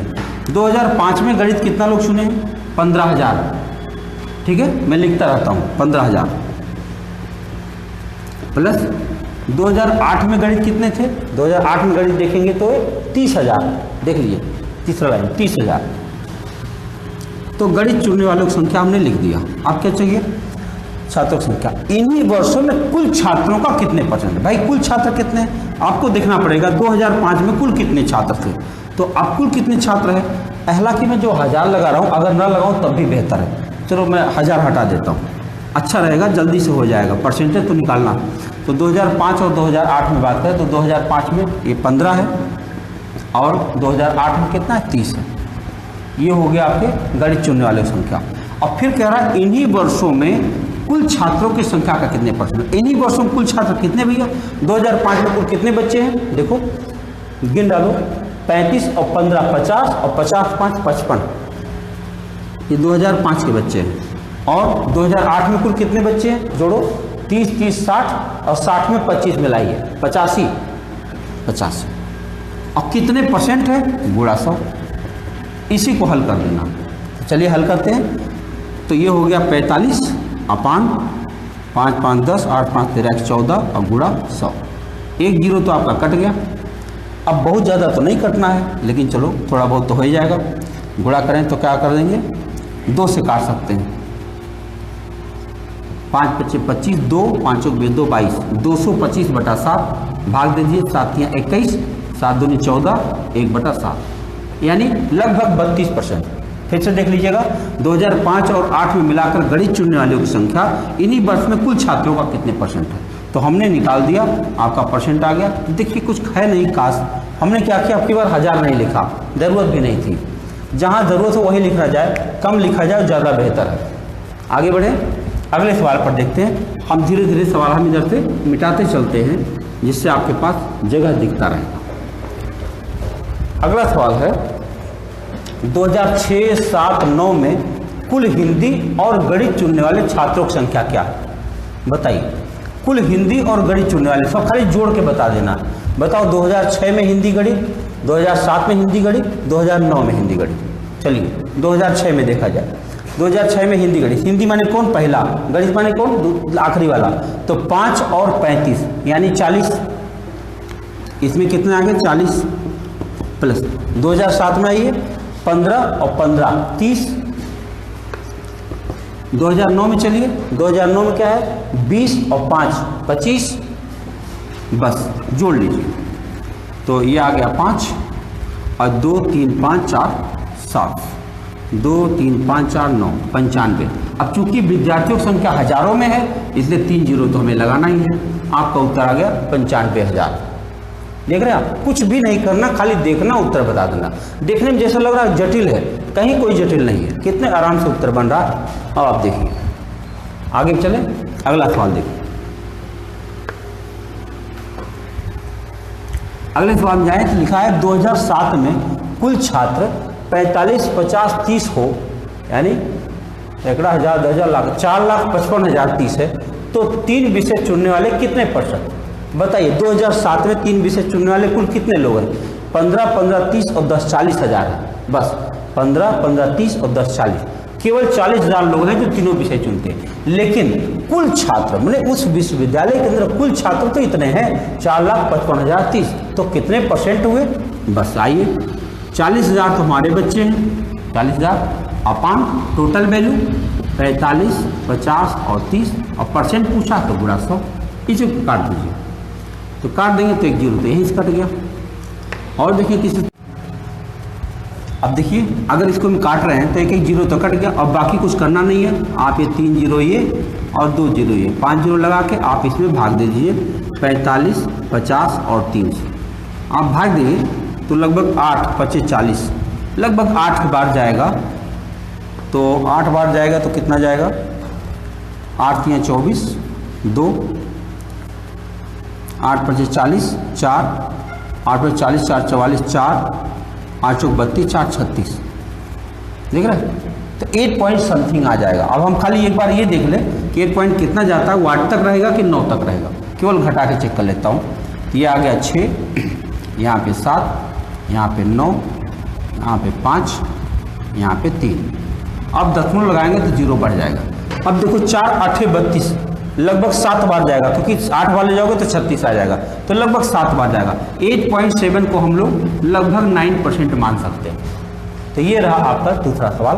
बस खाली देखने में ये था कि हाँ भी जटिल था, देखो भाग करने की प्रोसेस भी करनी पड़ गई, लेकिन ऐसा कुछ है नहीं, जटिल नहीं है। आगे बढ़ते हैं। देखिए जैसे जैसे सवाल खत्म होता गया, संख्याएं घटती गई, वहाँ पर जगह मिलता। तो देखिए विद्यार्थियों, पहला सवाल आ गया क्लास में, यदि 2009 में कुल छात्रों में से 38% लड़कियां हैं तो गणित चुनने वाले लड़के कितने? भाई आप बताओ, अगर हम 2009 में टोटल बच्चा देख ले तो हमारे पास कुल 45,000 बच्चा, 45,000 बच्चा में से 38% लड़कियां हैं। चलो भाई ठीक है, इसका मतलब हुआ अब 62% लड़के हो गए। लेकिन 62% जो लड़के आएंगे उसमें से लड़का एग्जैक्टली कितना है ये कैसे पता चल जाएगा? क्योंकि ये जो 5,000 बच्चे हैं इसमें गणित, इसमें लड़का लड़की दोनों है। ऐसे ही 20,000 है, इसमें लड़का लड़की दोनों है, इसमें लड़का लड़की दोनों है, तो उनको एग्जैक्टली अलग करना मुमकिन नहीं होगा आपके लिए। तो इस प्रश्न का उत्तर हो जाएगा निर्धारित नहीं किया जा सकता, कांट बी डिटरमाइंड। तो बैंक पीओ का तो सवाल ही है, बैंक पीओ में तो कुछ सवाल ऐसे बनते ही है, तो इसका उत्तर आ जाएगा निर्धारित नहीं किया जा सकता।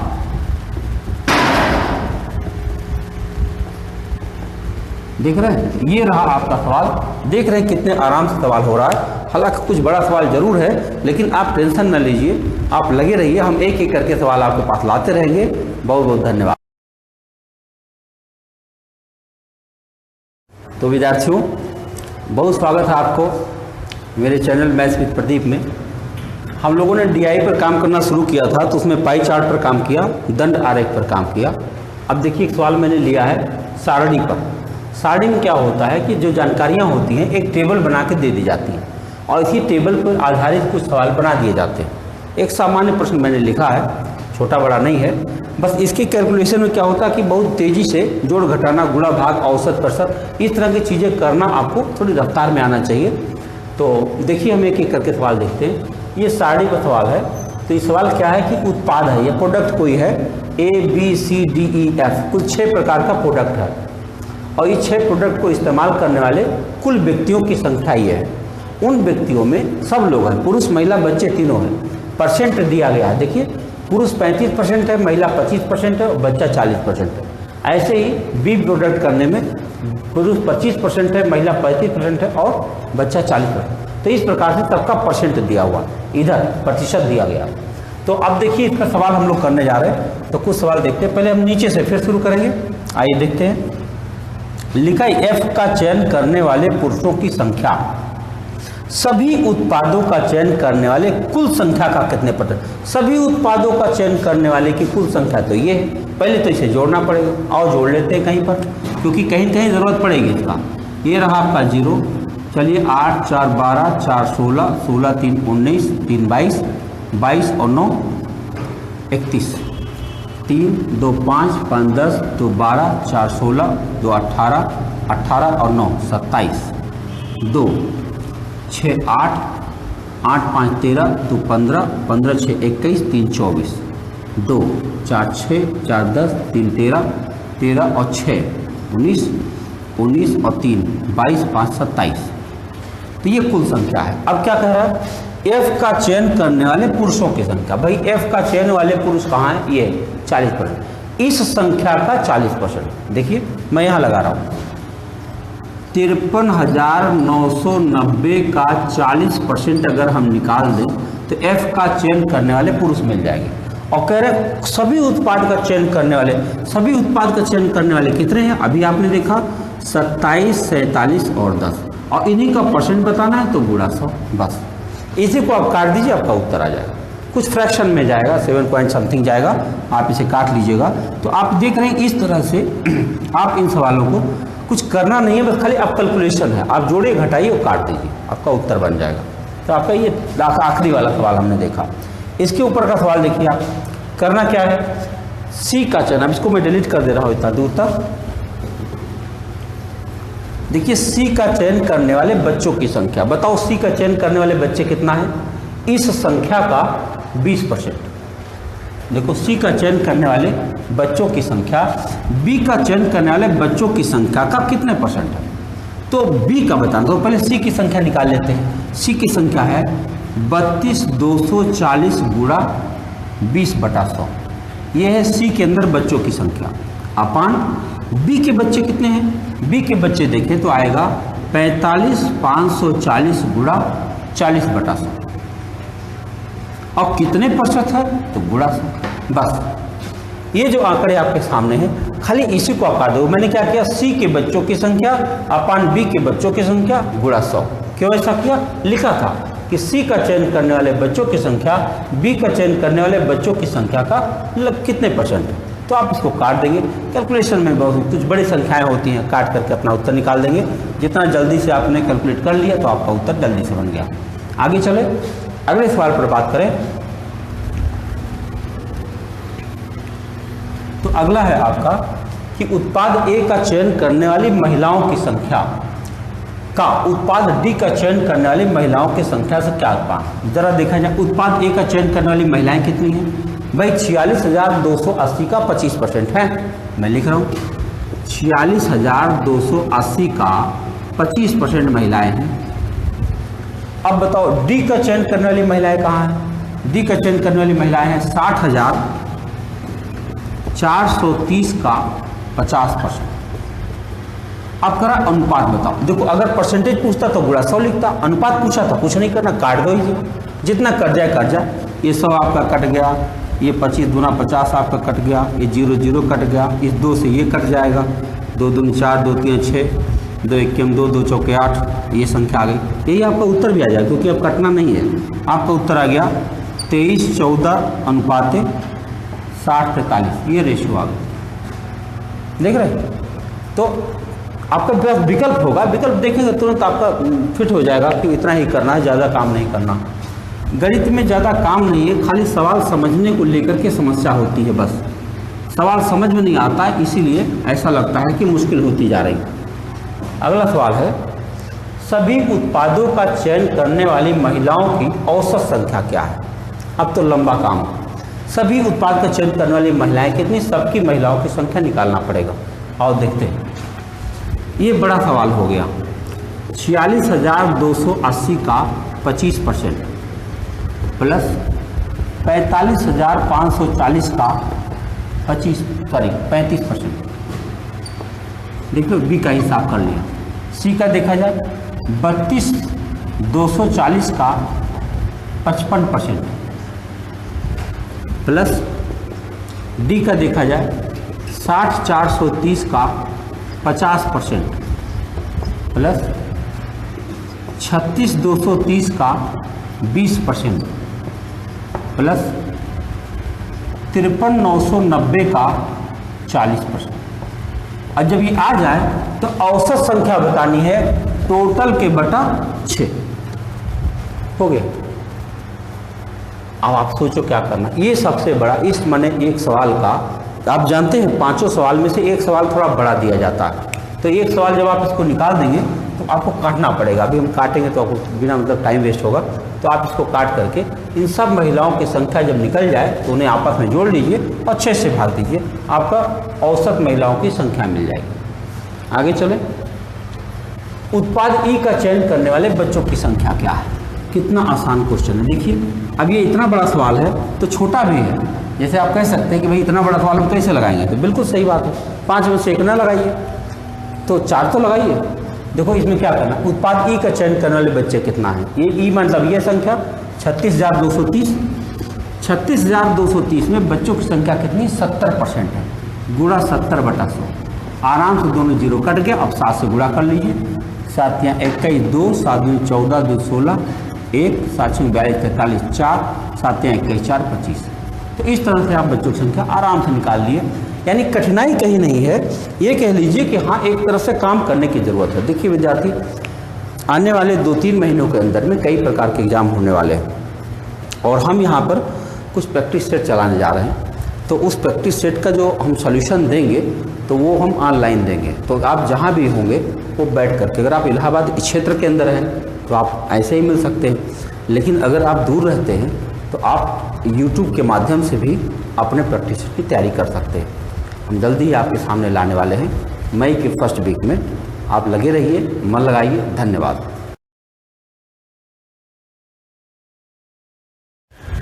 तो विद्यार्थियों, बहुत स्वागत है आपका मेरे चैनल मैथ्स विद प्रदीप में। आजकल हम लोगों क्वेश्चन कर रहे हैं सार्डियन के। हम लोगों ने DI पर काम करना शुरू किया था। तो DI पर अभी हमने बात किया, तो पहले पाई चार्ट पर बात किया, फिर दंड आरेख पर बात किया। अब इस समय चर्चा कर रहे हैं सारणी की। अगर सारणी की चर्चा हम कर रहे हैं तो आपको ये करना होगा कि एक एक करके हम सवाल पर चर्चा करते जाएंगे और देखेंगे कि कैसे कैसे सवाल हो रहा है। तो अभी मैंने एक पिछला सवाल कल अभी किया हूँ, वीडियो आपके पास पहुँच रहा होगा। ये दूसरा सवाल है, थोड़ा सा देखने में बड़ा साइज का है, लेकिन बिल्कुल घबराने की बात नहीं है। कैलकुलेशन ज़्यादा होता है इसमें, DI के प्रश्नों में थोड़ा कैलकुलेशन होता है। तो अब देखिए क्या है ये सवाल, क्या है मैं पहले समझा देता हूँ कि बच्चों का जैसे ABCDEF ये विषय दिए गए हैं। इतने सारे विषयों में इतने सारे बच्चे हैं, इन्होंने विभिन्न विषयों में एग्ज़ाम दिया और उन एग्ज़ाम में ये पूर्णांक है, ये उनका प्रतिशत दिया हुआ है। ध्यान रखिएगा, ये अंक नहीं है, ये प्रतिशत है। ऐसे आपको पता चल जाएगा। देखो जैसे यहाँ 60 लिखा हुआ है और यहाँ 75 लिखा है। क्या आप सोच सकते हैं 60 में कोई 75 नंबर पाएगा? नहीं पाएगा। ये 60 का 75% पा सकता। तो इस तरह से आप देख रहे हैं कि यहाँ पर पूर्णांक दिया गया है और यहाँ उनके प्रतिशत अंक दिए गए हैं और उस पर आधारित कुछ प्रश्न यहाँ पर लिखे हुए हैं। अब एक एक करके हम इन प्रश्नों को लेते जाएंगे और आप देखिए कैसे हो रहा है। सब नीचे से हम शुरू करते हैं। पहले एक क्वेश्चन बड़ा दिख रहा है कि विज्ञान में सभी छात्रों का औसत प्राप्तांक कितना है। क्वेश्चन पूछा गया है, नीचे सबसे नीचे क्वेश्चन हमारा कि विज्ञान में सभी छात्रों का औसत प्राप्तांक कितना है। अब विज्ञान में देख रहा हूँ ये है, यही सारे बच्चे पाए। देखिए अगर ये अंक होता तो हमारे लिए कितना आसान था कि इन अंकों को हम जोड़ते और अपान जो भी कर देते इनका योग करके पूर्णांकों का। लेकिन अब समस्या ये है कि हमें परसेंटेज निकालना पड़ेगा, ये थोड़ा सा भारी काम है। आइए देखते हैं क्या कर सकते हैं। तो हम करेंगे, अगर हम देखें कि A को विज्ञान में कितना अंक मिला तो ऐसे मिल सकता है कि A को मिला है 150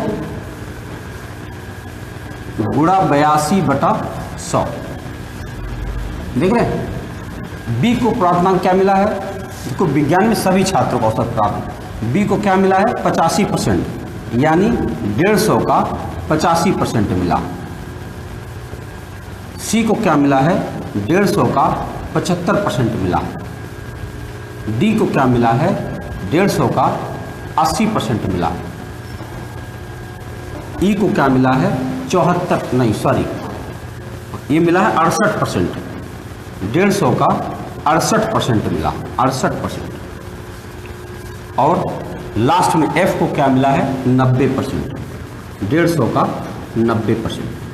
अब इसको अगर हल करना है तो आप इसको अलग अलग तरीके से सोच सकते हैं कि जैसे अगर हम चाहें तो यहाँ पर 150 सब में कॉमन है, 150 हम कॉमन ले लें, उसके बाद में इसको एक साथ जोड़ करके बटा करके कोशिश करें। एक तरीका ये हो, लेकिन निकाल लीजिए, ज़्यादा अच्छा होगा, बहुत कठिन नहीं होगा। जैसे 150 और 100 को हम 3/2 कर सकते हैं और 2 से ये कट जाएगा तो 2 चौके 8, 41, 3 1 के 3, 3 चौके 12, 123 नंबर हो गया। ऐसे यहाँ भी 3/2 हो जाएगा। इसका थोड़ा सा फ्रैक्शन में वैल्यू आएगी, 3 5 15, 3 8 24, 1 25 और 2 से भाग देंगे, 2 1 के 2, 2 2 4, 15, 2 7 14, 127.5 इनको मिल जाएगा। इनका भी फ्रैक्शन में आएगा, 3 5 15, 3 7 21, 22 और 2 से भाग देंगे तो 1 1 और 2 2 4, 0.5 और यहाँ करेंगे तो ये देखिए 3/2, ये 2 से 40 हो जाएगा, 40 यहाँ 120 आ जाएगा। और इसको अगर हम काटते हैं तो ये भी जो है आपका 2 से काट देंगे तो 2 3 6 34, 3 चौके 12, 3 3 9, 1 10 और लास्ट में आप देखेंगे तो 3/2 और 2 से हो जाएगा 45 3 100, 3 चौके 12 13, 135। तो आप देख रहे हैं कि इतने सारे नंबर इन लोगों ने प्राप्त किए। अब कुल 6 विषय थे, अब 6 से भाग दे देंगे आराम से जोड़ करके। सबके औसत प्राप्तांक पूछा गया तो देखिए 2 जगह दशमलव में है तो 0.55 10 में 0 और दशमलव लगा देंगे, 1 हासिल हो गया। अब चलिए जोड़ते हैं, 5 2 7, 7 7 2 9, 9 7 16, 16 3 19, हासिल में 1 आया। फिर से एक बार चेक कर ले, 5 2 7, 7 2 9, 9 7 16, 3 19, 1 हासिल भी तो था, 20 हासिल 2, 2 और 3 5, 5 2 7, 1 8, 2 10, 2 12, फिर हासिल में 1 आया, 2 3 4 5 6 7, 720। अब बताइए, अच्छे विषय थे, 6 से भाग दे देंगे, आराम से आपका उत्तर आ जाएगा 120। ये आपका औसत उत्तर आया कि औसत प्राप्तांक विज्ञान में लोगों को 150 में से औसतन 120 अंक मिला। तो आप देख सकते हैं एक क्वेश्चन बड़ा था, लेकिन घबराने की बात नहीं, थोड़ा सा कोशिश करेंगे, तेजी से काम हो जाएगा। अब हम एक क्वेश्चन डिलीट करते हैं, तो अब अगले क्वेश्चन पर चर्चा करेंगे। औसत प्राप्तांक निकालने में थोड़ा सा समय लगा, लेकिन ये है कि आपको निकालना चाहिए। एक बार निकाल के जब देख लेंगे तो हल करने के लिए कोई भी तरीका इस्तेमाल कर सकते हैं कि जैसे कॉमन लिया कि नहीं किया, काट दिया, कैसे काट दिया, वो तो आपके ऊपर निर्भर करता है कि सिंप्लीफिकेशन आपका कितना बेहतर है। तो इस प्रकार से आप इसको निकाल सकते हैं। दूसरा क्वेश्चन लिखा है कि डी को इतिहास तथा भूगोल में मिलाकर मिले अंकों का प्रतिशत कितना है। डी को, अब डी में इतिहास और भूगोल के बारे में बात करना, जरा सोचो, डी को इतिहास में मिला है 80% और भूगोल में मिला है 62%। तो आइए देख लेते हैं। तो डी के बारे में बात करें तो डी को इतिहास में क्या मिला है, इतिहास की बात करें तो इतिहास में डी को मिला है 60 का 80%। बताइए 60 का 80% कितना होता है। आप करेंगे तो आ जाएगा 6 48 नंबर, क्योंकि ये दोनों जीरो कैंसिल हो जाएगा। अब अगर भूगोल की बात करें तो भूगोल में मिला है 40 में 62%, 40 का 62% मिला है। 20 दूनी 40, 20 25 100, तो ये हो जाएगा 2 दूना 4, 2 छक्के 12, 5 से भाग देंगे, 5 दूनी 10, 5 चौके 20, 5 8 40, यानी 24.8। अगर इन दोनों अंकों को हम जोड़ दें तो कितना हो जाएगा भैया, 0.8, 8 4 12 और 6 4 2 6 1 7, 72.8 अंक मिला है। और ये दोनों के पूर्णांक जोड़ेंगे 60 और 40 100, यानी 100 के संदर्भ में उन्हें मिला 72.8 और यही इनका परसेंट हो जाएगा, क्योंकि पूर्णांक 100 हो गया ना। अगर 100 से ज़्यादा होता, 150 होता, 200 होता तो मैं परसेंट निकालना पड़ता, लेकिन जब ऑलरेडी दोनों जोड़कर 100 है तो कुछ करना नहीं पड़ा, जो हमारा उत्तर आया वही इनका उत्तर मिल गया। फिर से क्वेश्चन देख लीजिए कि डी को इतिहास तथा भूगोल में मिलाकर मिले अंकों का प्रतिशत कितना। मैंने इनका अंक निकाला 72.8 आया, और जबकि इनका पूर्णांक भी 100 था, बस सीधे आपका आंसर आ गया, कुछ करना ही नहीं। आगे क्वेश्चन देखते हैं, एक एक डिलीट करते जाएं तो थोड़ी जगह मिलती रहती है। अगला क्वेश्चन आपका है कि ई के भूगोल के प्राप्तांक उसके हिंदी के प्राप्तांकों का कितना प्रतिशत। ई के भूगोल के प्राप्तांक, चलिए ई के बारे में बात करें। भूगोल में इनको क्या मिला है 75%। यहाँ देखिए तो 40 का 75%, भूगोल की बात कर रहे हैं। भूगोल में मिला है 40 का 75%, तो आप 25 या 75, 25 के 100, ये 10 या 30 नंबर मिला है। हिंदी के प्राप्तांक, हिंदी में उसको क्या मिला है हिंदी में देखें तो हिंदी में हमको निकालना ही नहीं पड़ेगा, इसलिए नहीं निकालना पड़ेगा कि 100 के संदर्भ में 60% मिला है तो इसका मतलब 60 अंक मिलेगा, इसको कुछ करना ही नहीं है। अब बताइए भूगोल का प्राप्तांक हिंदी के प्राप्तांक का कितने %? मतलब ये कहना हुआ कि 30 नंबर 60 नंबर का कितने % है? भाई 50% है, आधा है, दिखाई पड़ रहा है। देखो करके देख लो, 30 नंबर 60 नंबर का कितने % है? तो आपका उत्तर आ गया 50%। तो देख रहे हैं आपकी 5 प्रश्नों में से अगर एक क्वेश्चन बड़ा हुआ तो उसके संदर्भ में कुछ छोटे क्वेश्चन भी दे दिए जाते हैं, तो कहीं कोई समस्या नहीं आती है। बशर्ते आपको अभ्यास करने की ज़रूरत है कि कितना ज़्यादा अभ्यास आप कर ले जाते हैं। चलिए अगले क्वेश्चन पर बात करते हैं। लिखा है बी के अंग्रेजी तथा गणित के में प्राप्तांकों का योग में कितना अंतर है? क्या है बी के अंग्रेजी का अंक? जरा देखो, बी के अंग्रेजी में 88 नंबर मिले, 100 का 88% 88 ही होता है, तो हम लिख दे रहे हैं कि अंग्रेजी में सीधे सीधे 88 नंबर उसको मिला। अब गणित पर बात कर लेते हैं कि बी को गणित में क्या मिला। गणित में हम बात करें तो गणित में भी 88% मिला, 150 का। देखिए 150 का 88% मिला है उसको, तो कितना हो जाएगा? 3 2 से काटे 44, तो 3 चौक के 12, 3 चौक 12 13, 132 नंबर मिला। बताइए अंतर पूछा गया, देखिए कितना अंतर है। एक में 88 नंबर पाया है, एक में 132 नंबर पाया है, दोनों के अंकों का अंतर क्या है? घटा दीजिए, 132 में से 88 घटा दीजिए, 12 में से 8 घटाए 4 और 12 में से 8 घटाए 4, तो इस तरह से आप कह सकते हो कि अंकों का अंतर 44। देख रहे हैं आप कि कुछ क्वेश्चन अगर देखे बड़े तो अब कुछ बाकी क्वेश्चन एकदम आसान मिले। मस्ती से लगाइए, कुछ करना नहीं पड़ता है। गणित सबसे ज़्यादा इंजॉय वाला विषय है जिसमें आपको कुछ खास सोचने की ज़रूरत नहीं पड़ती है और एक तरह से एनालिसिस का मामला होता है, खाली समय का बेहतर इस्तेमाल होता है और समाज में एक बहुत शानदार आपके स्थान मिलता है। ये बहुत ज़रूरी बात है। सभी विषयों में कुल मिलाकर सी को लगभग कितने % अंक मिला? अब देखो यहाँ भी एक बड़ा क्वेश्चन आ गया कि सभी विषयों में मिलाकर सी को कितने % अंक मिला। अब सी के सारे अंक निकालने पड़ेंगे आपको, जैसे ही वो था लास्ट वाला जो हम लोगों ने सबसे पहले किया था क्वेश्चन, उसी तरह से एक बड़ा क्वेश्चन है कि जरा बताइए सी को लगभग कितने % अंक मिला। तो अब क्या करेंगे? तो चलिए अंग्रेजी की बात करें तो अंग्रेजी में तो 75 ही मिला। पहला तो 75 सही है, दूसरा 56 भी सही है क्योंकि 100 का 56% 56 ही होगा। अब 150 का 72% कहीं निकालना पड़ेगा आपको। 150 का 72% निकालना पड़ेगा। तो ये देखिए 108। अब चलिए सी के बारे में हम लोग बात करें। अब ये है इतिहास में उसको 60 का 75% मिला है, 60 का 75% मिला। आप जानते हैं इसको मौखिक भी कर सकते हैं, कोई जरूरी नहीं कि हर सवाल आप लगा कर देखें। 60 का 75% यानी 3/4 यानी 45 अंक हो गए आराम से। लेकिन चलो निकाल के दिखाते हैं आपको। देखिए 45 अंक, 15 3 45। अब चलिए सी को यहाँ मिल चुका है। अब 150 का 75% गणित में मिला है इनको, 150 का 75%।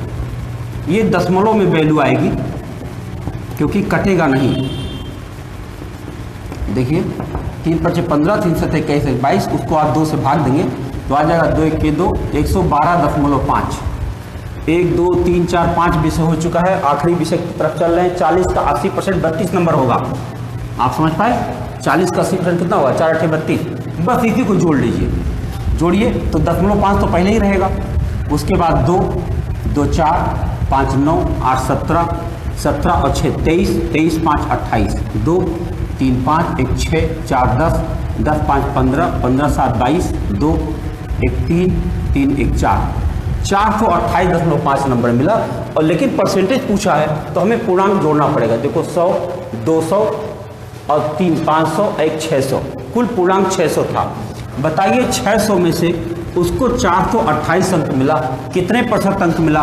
गुणा 100 कर दीजिए, दोनों जीरो यहाँ कट जाएंगे। आप 6 से काट लीजिए, 6 7 42, 6 1 के 6, दशमलव करेंगे तो आपका आ जाएगा 25, 6 चौक 24। ये लगभग 71% यानी कह सकते हो आप 71.4% उत्तर आया। तो आप देख सकते हैं कि साड़ी का हमने सवाल लिया, देखने में जरूर बड़ा था लेकिन इतना बड़ा नहीं होता है। अभ्यास करेंगे तो सब कुछ सही हो जाएगा। एग्ज़ाम पास में ही है, लग जाएगी। एक एक टॉपिक करके देखिए, हमने वीडियो बनाने का कोशिश किया, हम हड़बड़ी में नहीं काम किए। हमने क्या किया कि हर टॉपिक के बारे में आपको एक बेसिक जानकारी देने का प्रयास किया। अब प्रैक्टिस से शुरू करने जा रहा हूँ, मई के फर्स्ट वीक में शुरू हो जाएगा, तो आप वहाँ पर प्रैक्टिस कर लीजिए। लेकिन अभी हमको क्या करना है कि एक एक करके, जैसे कोई बच्चा नया लड़का है और कोई चैप्टर में जाना चाहे तो कैसे पढ़े उसको, तो ऐसे करके हमने सब टॉपिक पर, आप हमारे वीडियो के प्लेलिस्ट में जाएंगे तो आपको हर टॉपिक पर लगभग आपको डिस्कशन मिल जाएगा कि किसी चैप्टर को शुरुआत कहाँ से करें और कैसे कोशिश करें। तो एक एक करके हम सवाल आपके पास लाते जा रहे हैं, आप लगे रहिए, मस्त रहिए। धन्यवाद। मैं प्रदीप मिश्रा, बहुत स्वागत है आपका मेरे चैनल मैथ्स विद प्रदीप में। और आइए, हम लोग देख रहे थे डीआई के चैप्टर्स। डीआई में अभी तक हम लोगों ने देखा, पाई चार्ट देखा, दंड आरेख देखा, सारणी पर कुछ सवाल देखा। अब ग्राफ पर चर्चा करते हैं। ग्राफ पर आधारित क्वेश्चन आते हैं, एक क्वेश्चन होता है, उस पर आधारित कुछ क्वेश्चन बनाए जाते हैं। सवाल बिल्कुल कठिन नहीं होता है। मैंने शुरुआत में आपको बता दिया था कि अगर किसी व्यक्ति को अर्थमेटिक का औसत, प्रतिशत और अनुपात, इन 3 चैप्टर की बेसिक समझ है तो आपके लिए डीआई एकदम आसान होता है। हाँ, इसमें कैलकुलेशन होता है, कैलकुलेशन थोड़ा लंबा होता है, तो धीरे धीरे आदत पड़ जाती है जब आप कुछ सवाल लगा लेते हैं तब। तो आइए, एक क्वेश्चन हमने लिया है, एक ग्राफ आपके सामने दिख रहा होगा। इसमें कंपनी ए और कंपनी बी के कर्मचारियों की संख्या सैकड़े में दी गई है, तो उस पर आधारित कुछ सवाल यहाँ पूछे गए हैं। जैसे आप देखो, आईटी विभाग, एचआर विभाग, विपणन विभाग, वित्त विभाग, प्रशासन विभाग, कोई कंपनी है तो उस कंपनी ए कंपनी में मान लीजिए आईटी विभाग में देखो 500 कर्मचारी हैं और आईटी विभाग में कंपनी बी में 750 कर्मचारी हैं। तो ऐसे कर्मचारियों की संख्या दी गई है और दोनों कर्मचारियों को लेकर के कुछ सवाल यहाँ बनाए गए। सवाल देखने में बड़े बड़े लग रहे हैं लेकिन ज़्यादा काम नहीं है। आइए हम लोग चर्चा करते हैं इसके बारे में। तो नीचे से फिर हम शुरू करते हैं पढ़ना। लिखा हुआ, कंपनी ए के सभी विभागों में कार्यरत कर्मचारियों की औसत संख्या बताइए। कंपनी ए की औसत संख्या बताना है तो आप देखोगे कंपनी ए में यहाँ कितने लोग हैं, 500, यहाँ कितने लोग हैं, 800, विपणन में कितने लोग हैं कंपनी ए में, 850, वित्त में कितने हैं, 450, और प्रशासन में कितने हैं, 400। अगर इनको हम जोड़ दें और बटा 5 कर दें, 1 2 3 4 5, यही तो औसत होता है। अब बताइए, इसको जोड़ के 5 से भाग देना कौन सा मुश्किल काम है, किसी के लिए भी कौन सा मुश्किल काम है। लेकिन लड़का सोचता कि ये डीआई बहुत गड़बड़ होता है, बहुत कठिन होता है। मुझको कुछ बैंक वाले बच्चे मिले, एकदम परेशान लगते हैं कि सर हमको डीआई में बहुत कमांड करना। भाई मेरे, कुछ किताबें ऐसी आ चुकी हैं जिसके अंदर पूरे 400-500 पेज की किताब में केवल डीआई भरे पड़े क्वेश्चन। आपको चाहिए कि एक तरफ से उठाइए और जिसको भी ज़रूरत हो लगा डालिए एक तरफ से, कहीं कोई मुश्किल नहीं है। अब बता दीजिए आपके सामने क्या मुश्किल दिख रहा है। आप चलिए जोड़ते हैं, 0 0 5 5 10 0 1 5 4 9 9 8 17 3 20 5 25 5 30। आप बताइए 600 तो आया क्या नहीं? कठिन है?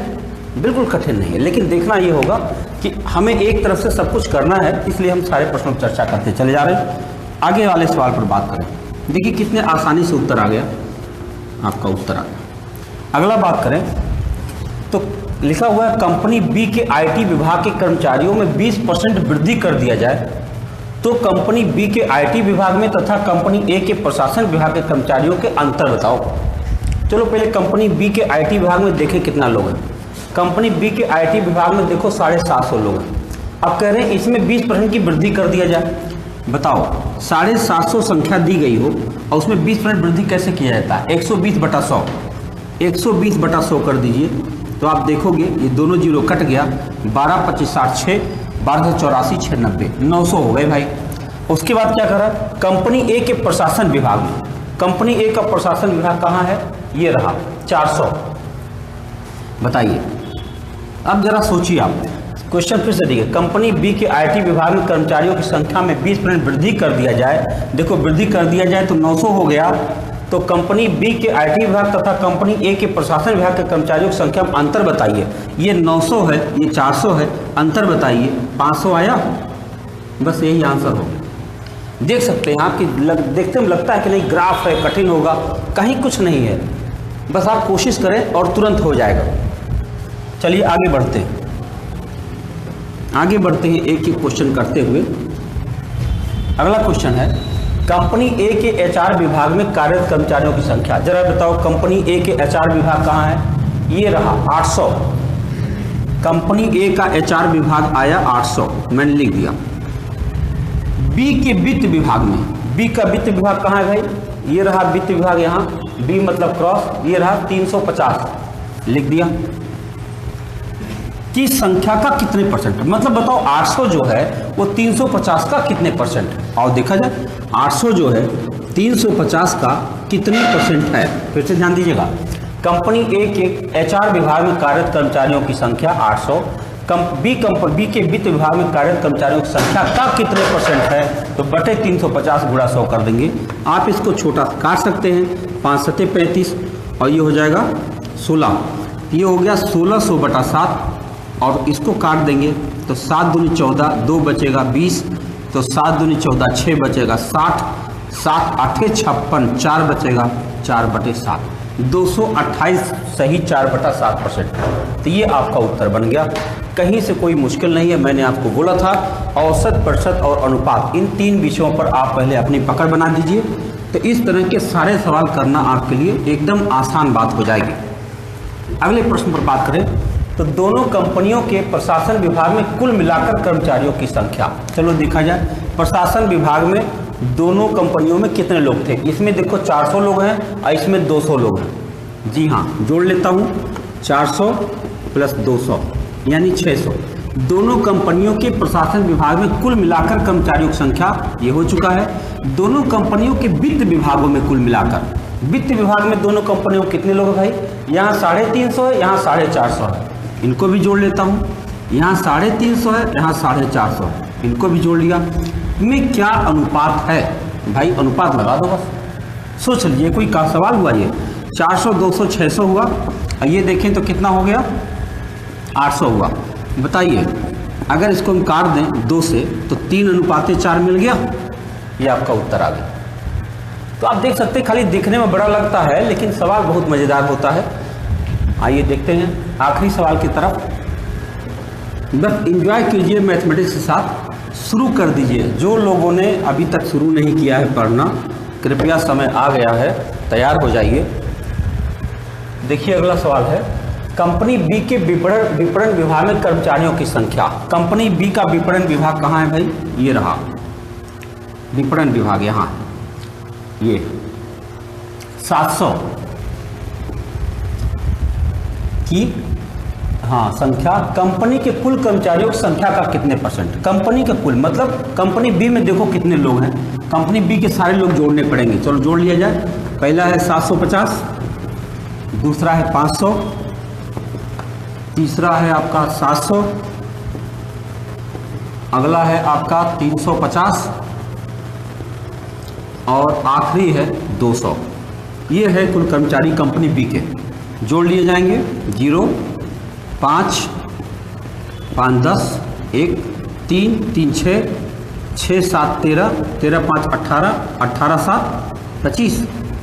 700 जो है वो 2500 का कितने परसेंट है बताइए? 28% है। तो देख रहे हैं आप कि मैंने ग्राफ का एक सवाल लिया, काफ़ी इजी क्वेश्चन था।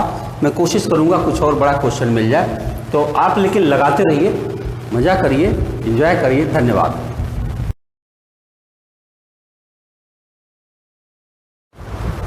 विद्यार्थियों देखिए, ये क्वेश्चन है, ग्राफ में एक थोड़ा सा बड़ा सवाल हमने लिया है।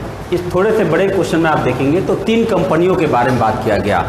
3 कंपनियों के लाभ के बारे में चर्चा की गई है, और लाभ ये करोड़ रुपए में लाभ हुआ है कि ए कंपनी है, बी कंपनी है, सी कंपनी है, और विभिन्न वर्षों में यानी 2003 से शुरू करके 2009 के बीच तक उन तीनों कंपनियों का विभिन्न वर्षों में लाभ कितना रहा है, कितने करोड़ रुपए रहे हैं, उसी के बारे में ये ग्राफ आपके सामने है। दरअसल क्या होता है ना कि ये जो डीआई के चैप्टर्स होते हैं, इससे क्या होता है कि जो तुलनात्मक अध्ययन बड़ा आसान होता है।